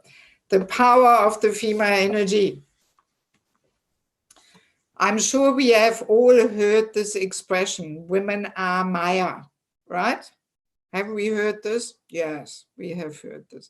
So of course, women are not Maya, but women have been given this powerful Shakti, and that's what makes the world go around, her Shakti. And as we said in the beginning, depending on how we use this Shakti, we can either be the auspicious and uplifting source of energy, we can be the Lakshmi Devi in the house and in the communities, or if we use it for our enjoyment and we bewilder and degrade everybody around us, so then we follow in Durga Devi's footsteps, So a woman has these two choices, how she uses that energy, So let us quickly have a look here at a couple of quotes. There's a quote 525 from the Bhagavatam. Another example is Prince Agnidra, whose attention was drawn to the movements of Purvachiti, the Apsara, simply because he heard the tinkling of her ankle bells. In the same way that Vishwamitra Muni was attracted by the tinkling bangles of Menaka, Prince Agnidra, upon hearing the tinkling bangles of Purvachiti, immediately opened his eyes to see her beautiful movements as she walked. So, in other words, the Bhagavatam is full of stories, where some tinkling bangles or ankle bells make a great personality fall down, right? We never really hear the example the other way around, unless Krishna's tinkling or Krishna's playing the flute or something makes the women lose their minds. But yeah, because let us understand, it's not the mere tinkling noise, but it is actually the feminine energy which carries that tinkling noise. That's what the man makes him fall down. If we just take some bangles or ankle bells and we just tinkle them, nothing will happen. But it is the feminine energy, and the tinkling simply spreads, travels on that energy. That's what a man makes him fall down. So that's the example of the powerful energy of a woman. But otherwise we don't hear this example the other way around, where some tinkling noises from a man makes a woman fall down. And the next purport is even, it is quite humorous. It is from 3rd Canto, 22nd chapter, verse 17. The Gandharva Vishvavasu, while flying in the sky, could see Devahuti playing ball on the roof of the palace. Ball playing was also current, but aristocratic girls would not play in public places. Ball playing and other such pleasures were not meant for ordinary women and girls. Only princesses like Devahuti could indulge in such sports. It is described here that she was seen from the flying airplane. This indicates that the palace was very high. Otherwise, how could one see her from an airplane? The vision was so distinct that the Gandharva Vishvavasu was bewildered by her beauty and by hearing the sound of her ankle bangles. And being captivated by the sound and beauty, he fell down. Kadama Muni mentioned the incident as he had heard it. So now, interestingly, Vishvavasu did not only fall down, but he actually literally fell out of his airplane. So, we can imagine the other way round. I don't think this would so easily happen. Let's imagine there's a bunch of men playing basketball on the rooftop there, even if they're not properly dressed, just with gumshoes. This wouldn't make us women lose our minds that we fall out of an airplane or something. So again, men's energy is just not as powerful as women's energy. So beautiful Devahuti there playing on the rooftop, ball jumping around, her energy is so powerful. So it made Vishvavasu fall out of the airplane, So it makes it very clear, now we are coming to the question, who is leading, the men or the women? That actually we women lead within society through our energy, not by being in the front, but through our energy, we are actually leading in the society, and we can see, that the atmosphere within society or within a temple community is largely dependent on the purity and the consciousness of the women. I can always observe this very clearly, in communities where the women are chaste and you know, properly dressed and so on. The whole atmosphere is pure, you know, but then in other communities where the women are not nicely dressed and they're not chaste and they're loud and upfront and this and that, you know, it contaminates the whole atmosphere, you know. So actually we women do lead within society, but through the energy, you know, we can say the men lead up front, but ultimately we women lead through our energy, you know. Yes. Yes.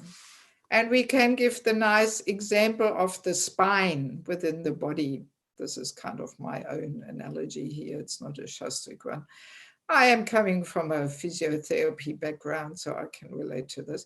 So in the same way, how the spine in the body, you know, is the part which keeps the body upright and straight and functioning well. If you break your spine, you know, you can be quadriplegic or something, you can be paralyzed, you know. So the spine is really what keeps the body functioning well. But where is the spine? It's in the back, you see. So now we can imagine if the spine goes on strike now and says, I'm so important, I want to be in the front. You know, you imagine your body, spine wants to be in the front. Whole body is upside down, you know. So, and this is what's happening in Kali Yuga, actually.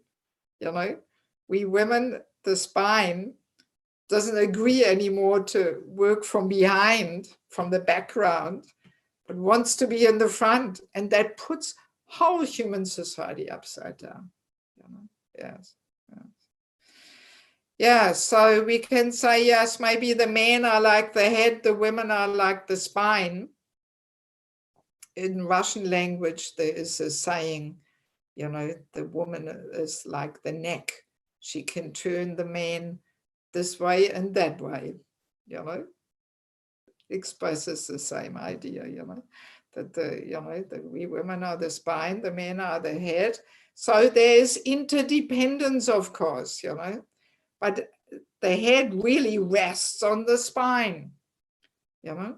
Without the spine, he can't function. But of course, the spine also needs the head, of course, you know. So there's this interdependence there, you know. Yes. Yes. So, and I mean, we can conclude, you know, that once our men actually understand the important role we women play, that we are the power of inspiration, the auspicious source of energy to them, then it becomes very clear to them also that they have to protect and care for this important source of auspicious energy and inspiration. Otherwise, they will not have it, you know? Yes. But yeah, I mean, I dare say, you know, we have to convince the men that we are the auspicious source of energy and the power of inspiration to them, you know. And then hopefully they will feel encouraged to protect and you know, and care for this important source of auspicious energy by fulfilling the needs of women and give care and protection within family and also within a community, you know.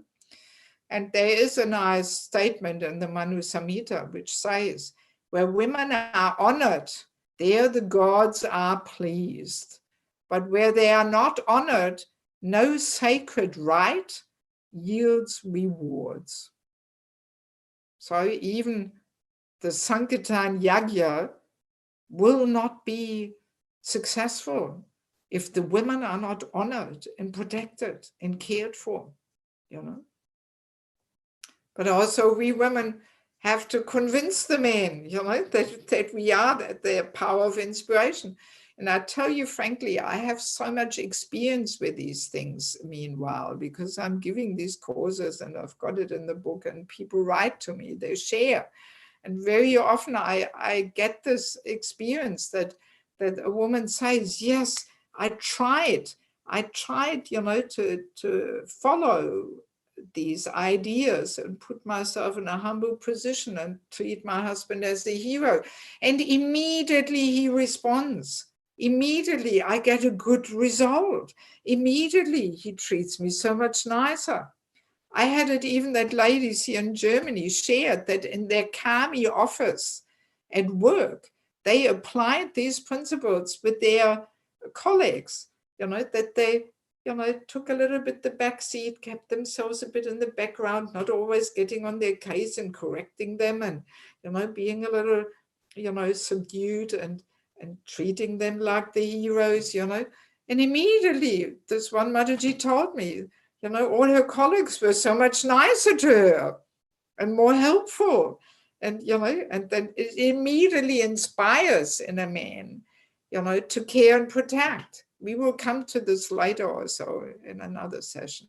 We will discuss more deeply the whole topic of protection of a woman, So yes, so the result is actually pretty much immediately, that as soon as we change our behavior, immediately, the men respond in a positive way, And I remember I once was giving this course in Vrindavan, and I met one couple there. I know him and her for quite a few years. And he was sharing with me, he was saying to me, actually, we have a nice marriage. We have a good marriage. But then he said to me, but somehow after this course, I could feel my wife was, in subtle ways, she was changing her behavior. And he was saying, and immediately I felt so encouraged. I felt so inspired. That's what he was saying, So yeah, it just strikes a certain chord there in the man's heart. If we women, make the beginning and we treat him in a respectful way and we deal with him like with a hero and so on, and we let him be the number one and not try and be the number one ourselves. Okay, so all right. Yeah, I had to really finish this last point because it is the conclusion of this whole chapter, the question, who is leading? That was the whole topic, So yes, the men lead by being upfront. It's like in the family, The husband, the father is the official family head. He's the official leader. But let's be honest, who runs the show? It's the mother. Yes, of course. It's the mother through her selfless service, her wonderful cooking, her caring and harmonizing function there.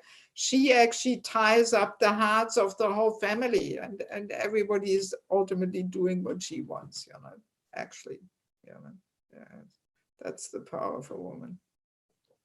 So, all right, let me see if there's any questions. Sorry that we went a little longer, but what can I do? It's just an important topic. And yes. So do we have any questions? Yeah, we have from Kirti Mataji. Okay. Hare Krishna Mataji, we're happy to see you. We should not tell husband what to do and what not to do. Related to this point, I have difficulty in applying. Sometimes when we need things to be done by husband or when he keeps forgetting, how should we communicate? Basically, how we should address a superior and make him feel that he is superior without making him feel that we are controlling him. Yeah, well, this is a challenge. It's an art. Ultimately, it is a question of our consciousness. It's not an external thing of what words do we choose or something, but whether we really say it with deep humility. I mean, we women, and as Prabhupada said in the purport, in the modern days, the wife is never submissive. Prabhupada says it. What can I say? So it's really, yeah. Well, Prabhupada speaks the truth. As painful as it may be to us, but yeah, it's because we are not trained in this anymore, you know, to really deeply in the heart have some humility. And I mean, I have some stories there. For example, I know one Mataji from Europe. She married a Prabhu in Delhi, you know, and she lives in Delhi. And the first few years in her marriage, my God, you know, it was really hard. He was really giving her a hard time and always, you know, treating her badly and putting her down and being angry with her. And she already said, oh God, I can't tolerate this. I think I have to get divorced, you know. So, and then she took the course and she tried and it was a little bit better, but still, you know. So, and then to cut the whole story short, something happened in their life which made it very clear that he was a stronger devotee and she was actually a bit in Maya. And then afterwards, she told me, you know, actually now I realize when I look back, I had this proud attitude. I was always considering myself to be a better devotee. And I was always thinking, oh, my husband, he's just a businessman. He's just not even practicing properly, you know. And even though externally she did everything, tried to please him and, you know, but internally she had that mood. She maintained that attitude. And she wasn't even conscious of it. You know, it was so subtle that she just considered herself better. And through this incident, you know, and understanding, actually, no, my husband is a stronger devotee, you know, that finally smashed this pride. And she took the humble position towards her husband. And immediately their marriage was so nice and harmonious. He didn't put her down anymore because she voluntarily took the humble position, you know. So that's the whole point. You know, if we don't really deeply in our heart take the humble and subordinate position, the husband can feel it and he will get irritated, you know, and he will always try to push us into that position which we should voluntarily and naturally accept. But because we don't do it, that's why he gets so irritated and always pushes her down, you know. And from that day on, when she realized, actually, I was a bit in the clouds here, you know, and he's so much more Krishna conscious. And wow, look at him, how he studies the whole Bhagavatam and everything. And what am I doing? I'm just in Maya here and engaging in sense gratification, you know. So then finally she took the humble position. And from that day on, their marriage was very nice and harmonious, you know. So that's how it works, you know. It's a deep, subtle thing, you know. But I mean, to get back to your question, so, you know, if you say it in a humble mood and appealing to him humbly, you know, like you ask a hero to help you, you know, so then you've got a better chance to, you know, that he will be happy to do it. But if you're in some grumpy mood here, oh, again, you didn't bring the milk, and oh, why didn't you take the rubbish down, and oh, shall I again do it? And, you know, then of course the husband will get mad, you know, yes. So ultimately it's a question of consciousness, you know. And I mean, I remember, it was actually in Bangalore, so Kirti Mataji knows the devotees even, when I'm staying there. Once the wife said to me, no, the husband said to me when the wife was not present, the husband said to me, you know, my wife is my better half. She is serving me so nicely. Without her, I would be lost. So of course, if I, you know, decide an important thing, make an important decision for the family, of course I'm going to ask her. You know, of course, how could I not ask her what she thinks, you know? So, and then later she said to me, when he was not present, she said to me, well, when my husband asks me how I feel about this and this and this, then I say to him, well, if you ask me, I would like it to have it like this and this and this. But you are my husband. You just decide. Whatever you decide is fine with me. So she voices her opinion, but she puts the whole decision back into his hands, you know, and she lets him decide. And she doesn't only say it, but truly in her heart, she actually is ready to accept whatever he decides because he is her husband. So she gives him the decision-making power, you know, and then of course he's going to decide how she wants, of course, you know. But if a woman, you know, puts pressure on and I want it like this and please don't and so on, you know, so we women have to learn the art to make our idea his idea, you know, and all it requires is to give up that ego satisfaction of taking the credit. Oh, just see, it was my idea. Remember, it was my idea. You know, so that's the false ego. So we sacrifice that ego satisfaction. Let it be his idea. You know, yeah. So that's what we women have to learn. You know, the tactic, and it's just an ego thing. It's an ego matter. You know, very subtle. You know. I mean, we have to clearly understand a husband cannot follow in the footsteps of the wife. It's the wrong rasa, you know. He wants to be in the front, you know. I made all the same mistakes in my marriage. I remember whenever I was saying to my husband in all friendship, no tension, no argument, nothing. When I was saying to him, why don't you do it like this and this and this? Then as a joke, he answered, half laughing, you know, he said, guess what? I actually just wanted to do this, but now you told me, now I can't do it anymore. That was his answer, you know. And usually when there's men in the audience, when I'm giving the seminar reel, you know, I turn to the man and I ask him, do you know this feeling? You know, now she said it, now I can't do it. And they're always nodding, smiling. Yes, we know this feeling, you know. So the more we women tell him, do like this, do like that, husband will not do it. Yes.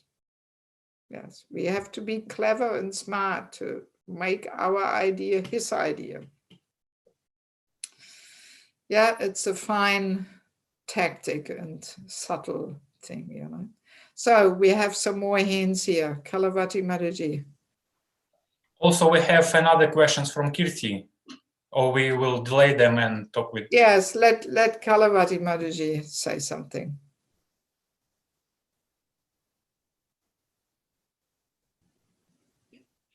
I'm trying to unmute, but she lost connection or maybe incoming call. Thank you for this topic, and can be helpful if we discuss it with husband, this topic, and you know, because it's so difficult to change our strong habits, and even if we agree that we will be you know, we must be the support of our husband, so sometimes it's not easy to apply in every situation. So yes, it can be a bit helpful to discuss with husband this, or it is our internal work. I mean, it's good that the men also know this, you know, because often if they, for example, if they haven't really done a course like this, they intuitively have this knowledge, but they don't clearly understand things, you know. So the men also need to have this knowledge, you know. And I usually like to appeal to the men to be patient with us women, that they understand that this propaganda is so strong, you know.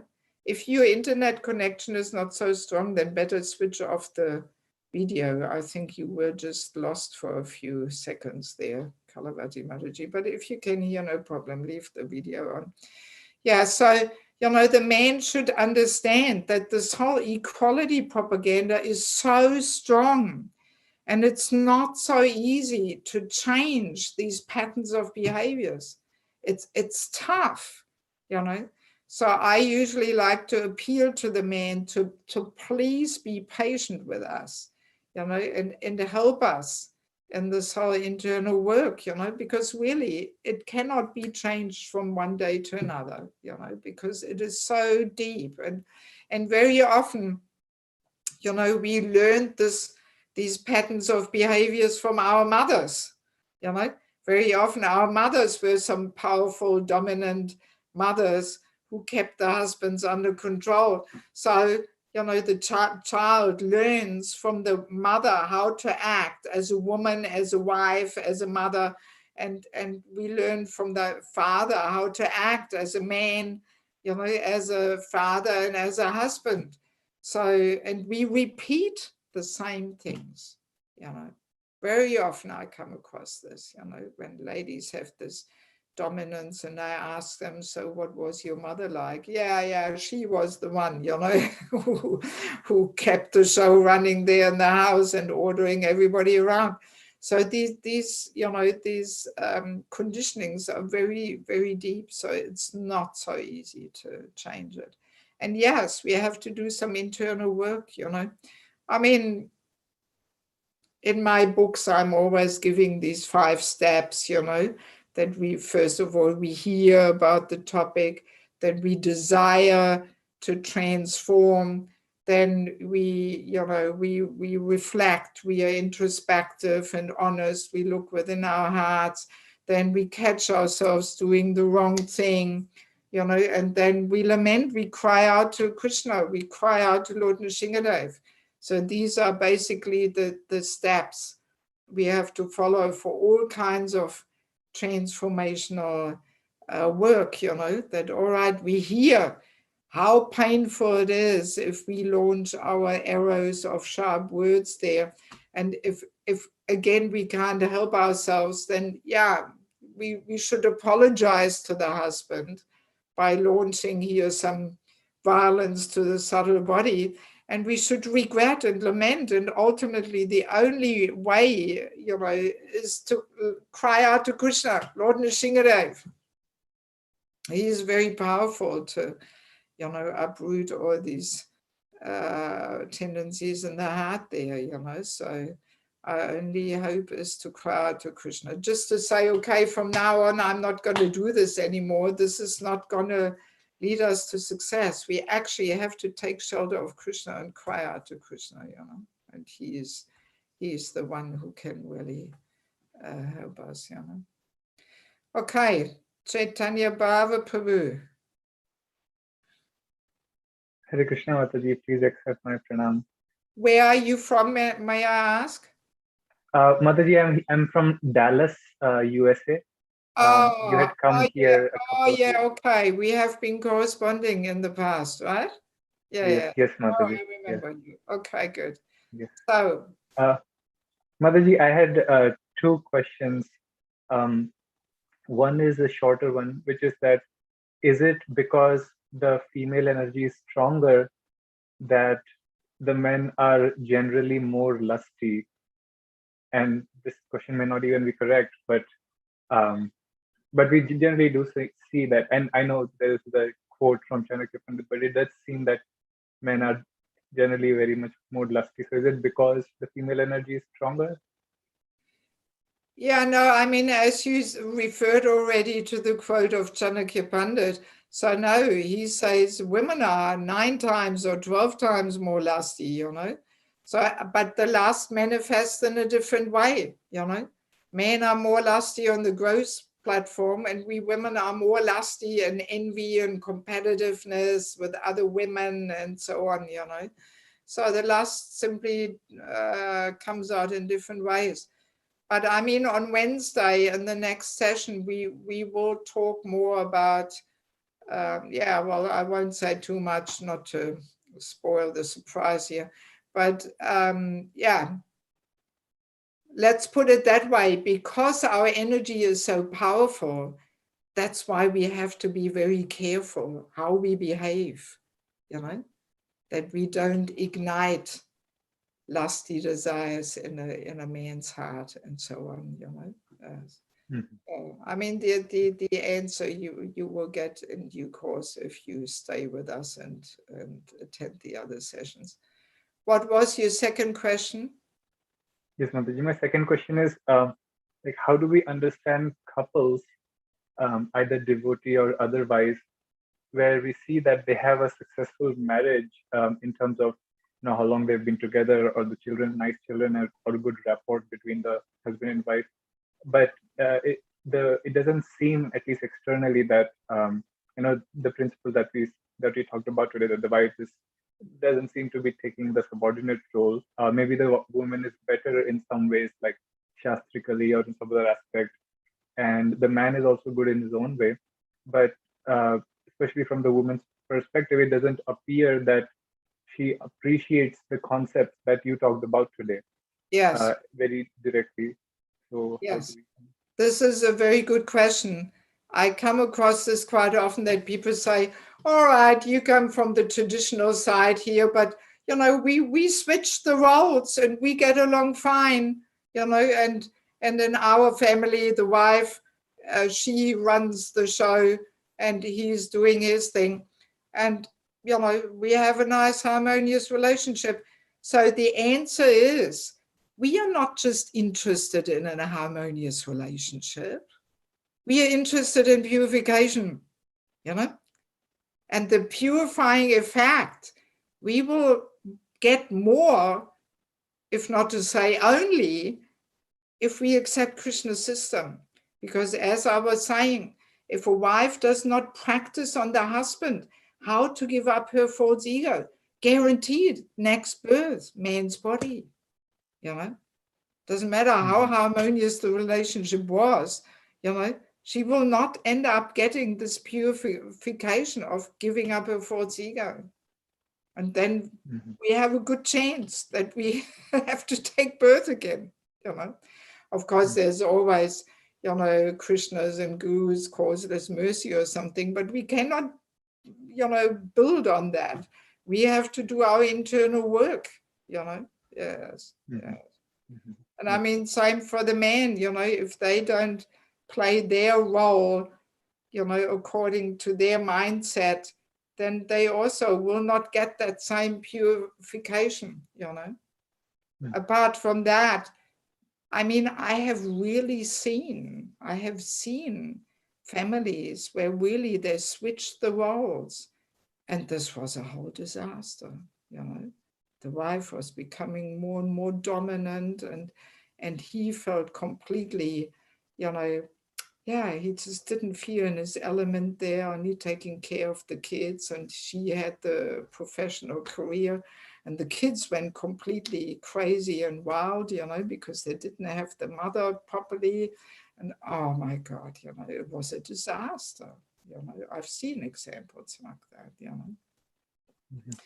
But yeah, I mean, that's basically the answer. We are not just interested in a harmonious relationship, but we want it purifying, you know, and that we get more if we really stick to Krishna's system, you know.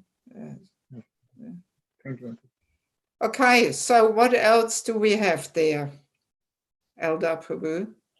We have questions from Kirti Mataji, and Irina Minkina Mataji just raised her hand. Okay, so let's hear the second question of Kirti. It may be similar to previous, but she had another question, so I will read two maybe. When we are in reality skilled to do things better than a husband, know how to correct this and make husband feel that he can do it best and be humble.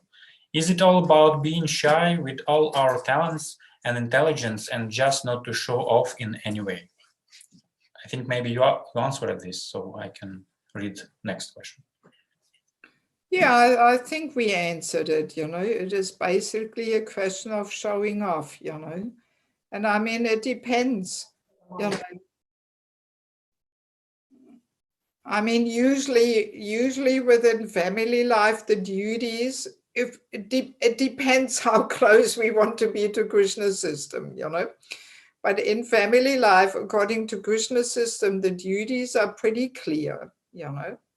So, and that's why Krishna says, better to do your own duty imperfectly rather than doing somebody else's duty perfectly. So if we are talking about the husband's duty, which you know better, well, if we want to follow Krishna's system, then better to let him do it, even if we know it better, but because it's his duty, you know, then he will be encouraged to play the role. But if we say, oh, listen, let me do it, I can do it all better, it's discouraging for the man, especially if it is his duty, actually, you know. But I mean, one has to see, you know, in the practical situation, you know, what is best to do, you know. So, but ultimately it is a question of humility, not showing off, not showing, look at me, you know, I know it so much better. When will you finally do it like I do it, you know? That is what really, you know, destroys, you know, and puts Krishna's system out of place, you know, the competitiveness, the ego, you know, showing off. What next?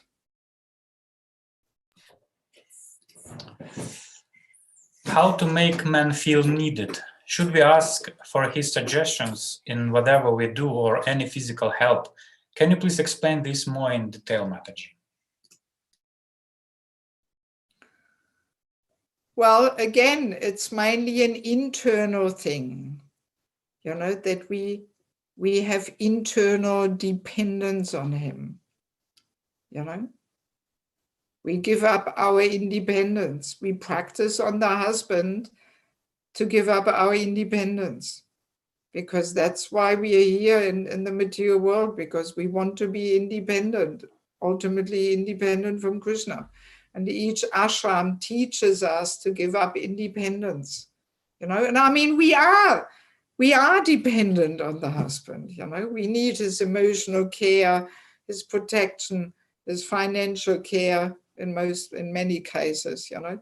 So even these little things, you know, as soon as a woman also works, it's of course, again, a hot and controversial topic, you know, but depends how close or far away we want to be from Krishna's system. But it undermines the man's function of playing the role of being the breadwinner, you know, because actually it's built into the male nature that this gives him a certain male pride and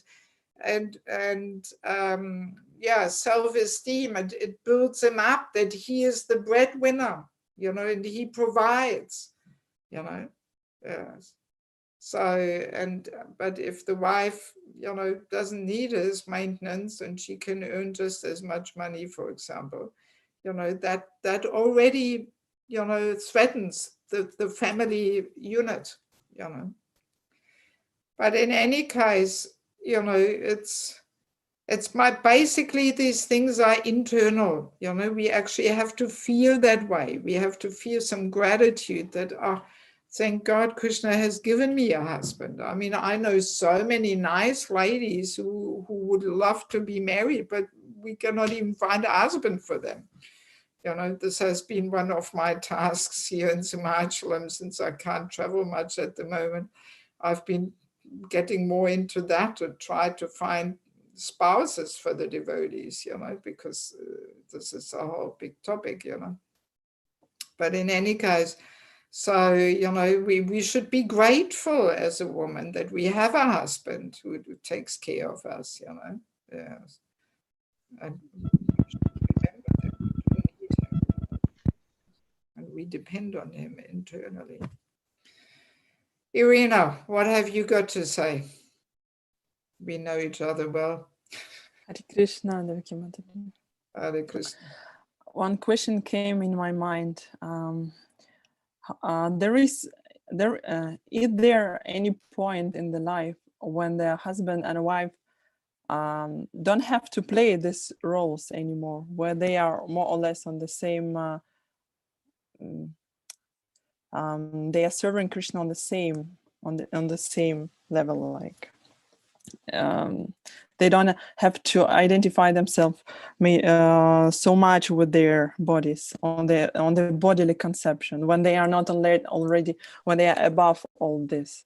Is there any time maybe in the Vanaprastha ashram or some, I don't know? Well, see, these are two different points: to act according to what body you have, but not identifying with it.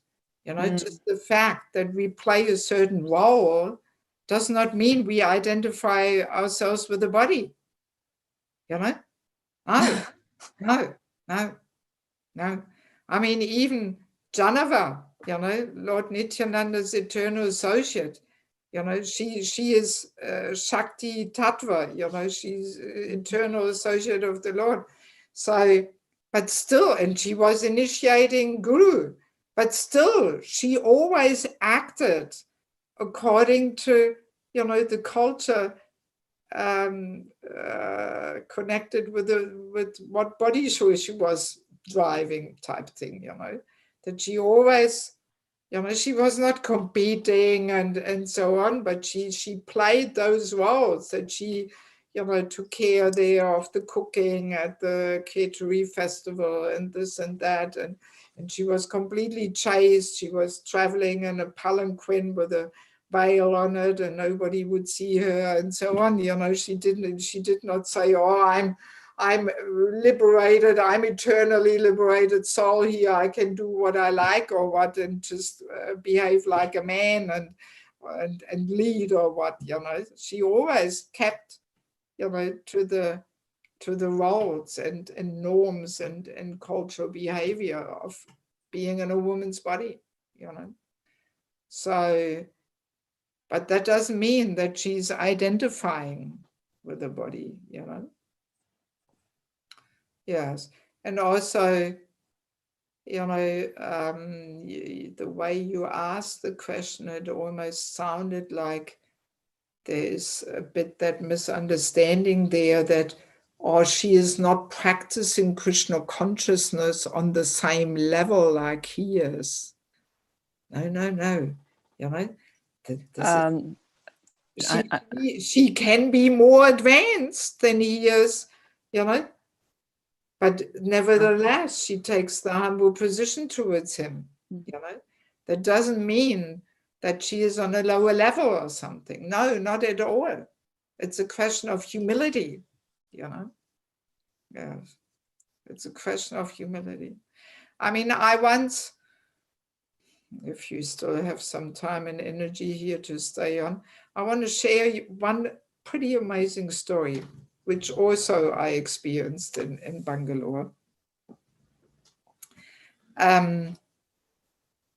Yes, I was staying with one family where she is a very dedicated and strict devotee, and her daughter also.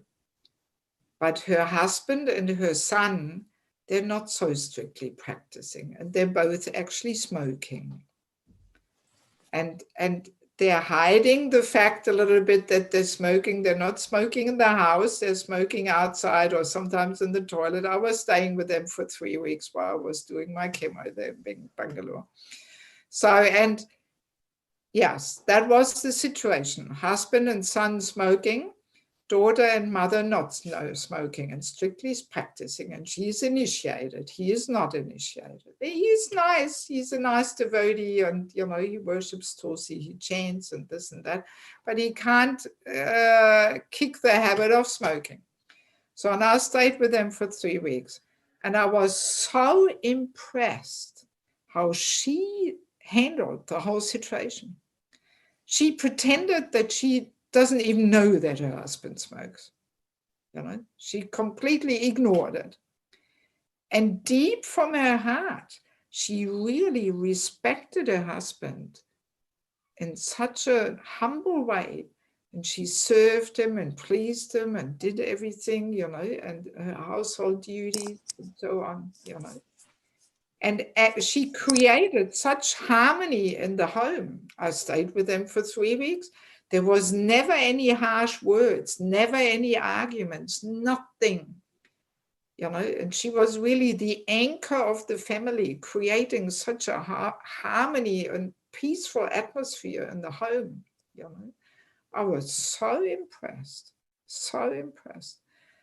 And he also, because she took such humble position deep from her heart, he didn't feel threatened by the fact that she is initiated and he is not, you know. He didn't feel threatened by it at all, because she took such a humble position. She was looking up to her husband. She was glorifying him. He's such a nice devotee. He's the best husband in the 3 worlds. That's how she treated him, not just external lip service, but deep from the heart. And he also glorified her, being such a nice devotee and such a good wife, you know. And I was just thinking, my God, how would we Western women deal with this, you know? We would complain, oh, my husband smokes, and oh, when do you finally stop the smoking? Why don't you get initiated like I am? Look at me. And, you know, that's how we would do, you know, and we would say, oh, how can I tolerate this man? He smokes. He's not even a devotee. Why should I serve him? You know, that's how we would react, you know. Yes.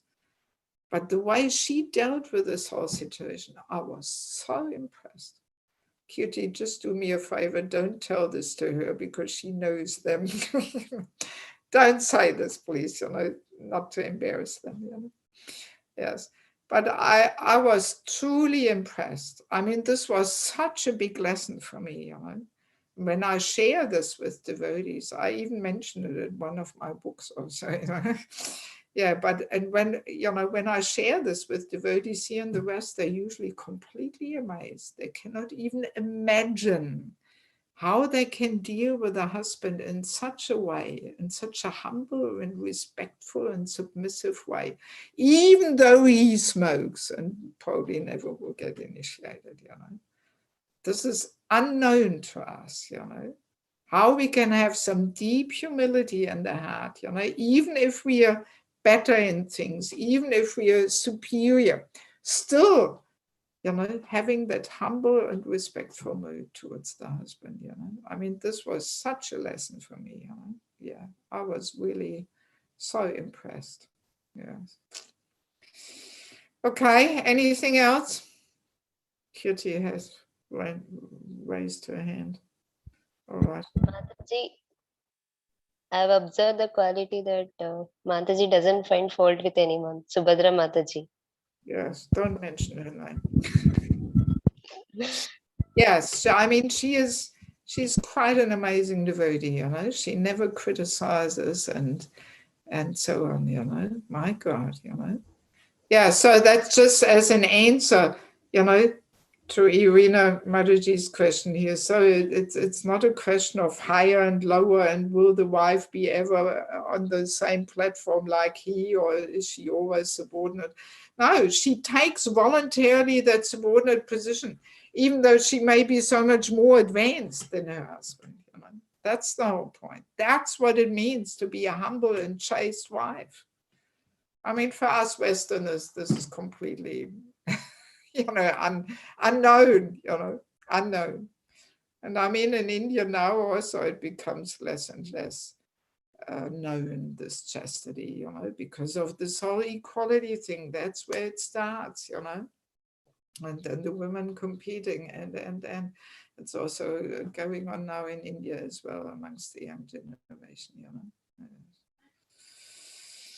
Anything else? No. No?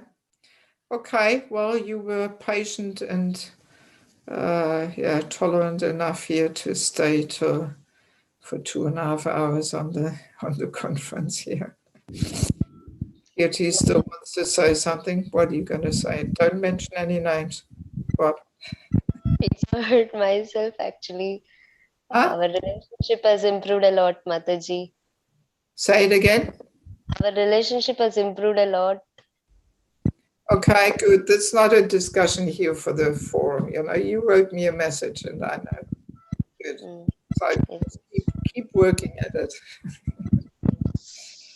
Okay, everybody. So we'll meet back on Wednesday. Wednesday, same time. And if we want to do the whole discussion, then we will need also the next weekend, Saturday and Sunday also, more sessions on the weekend.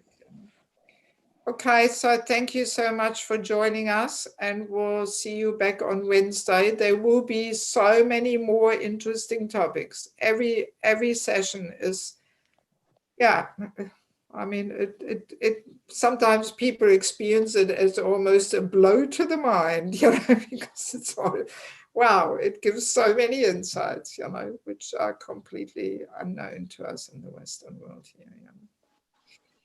Okay, everybody, thank you so much. And hope to see you again on Wednesday. Srila Prabhupada ki. Yeah. So much, Devaki. Beautiful. So Yeah. nice. I hope you all get something out of this. Sure, I'm totally inspired by your seminars. Very beautiful. It's so helpful for me. Thank you. Okay, good. Thank you. It makes it all worthwhile. Even though our group is very small, I always wish more people would come, but maybe I didn't advertise it well enough, so. But yes, I have friends, but they can't be on now, but they will listen to it later. So it's always good. Yeah. Okay, thank you so much, everybody, and we'll see you back on Wednesday. Have a nice time.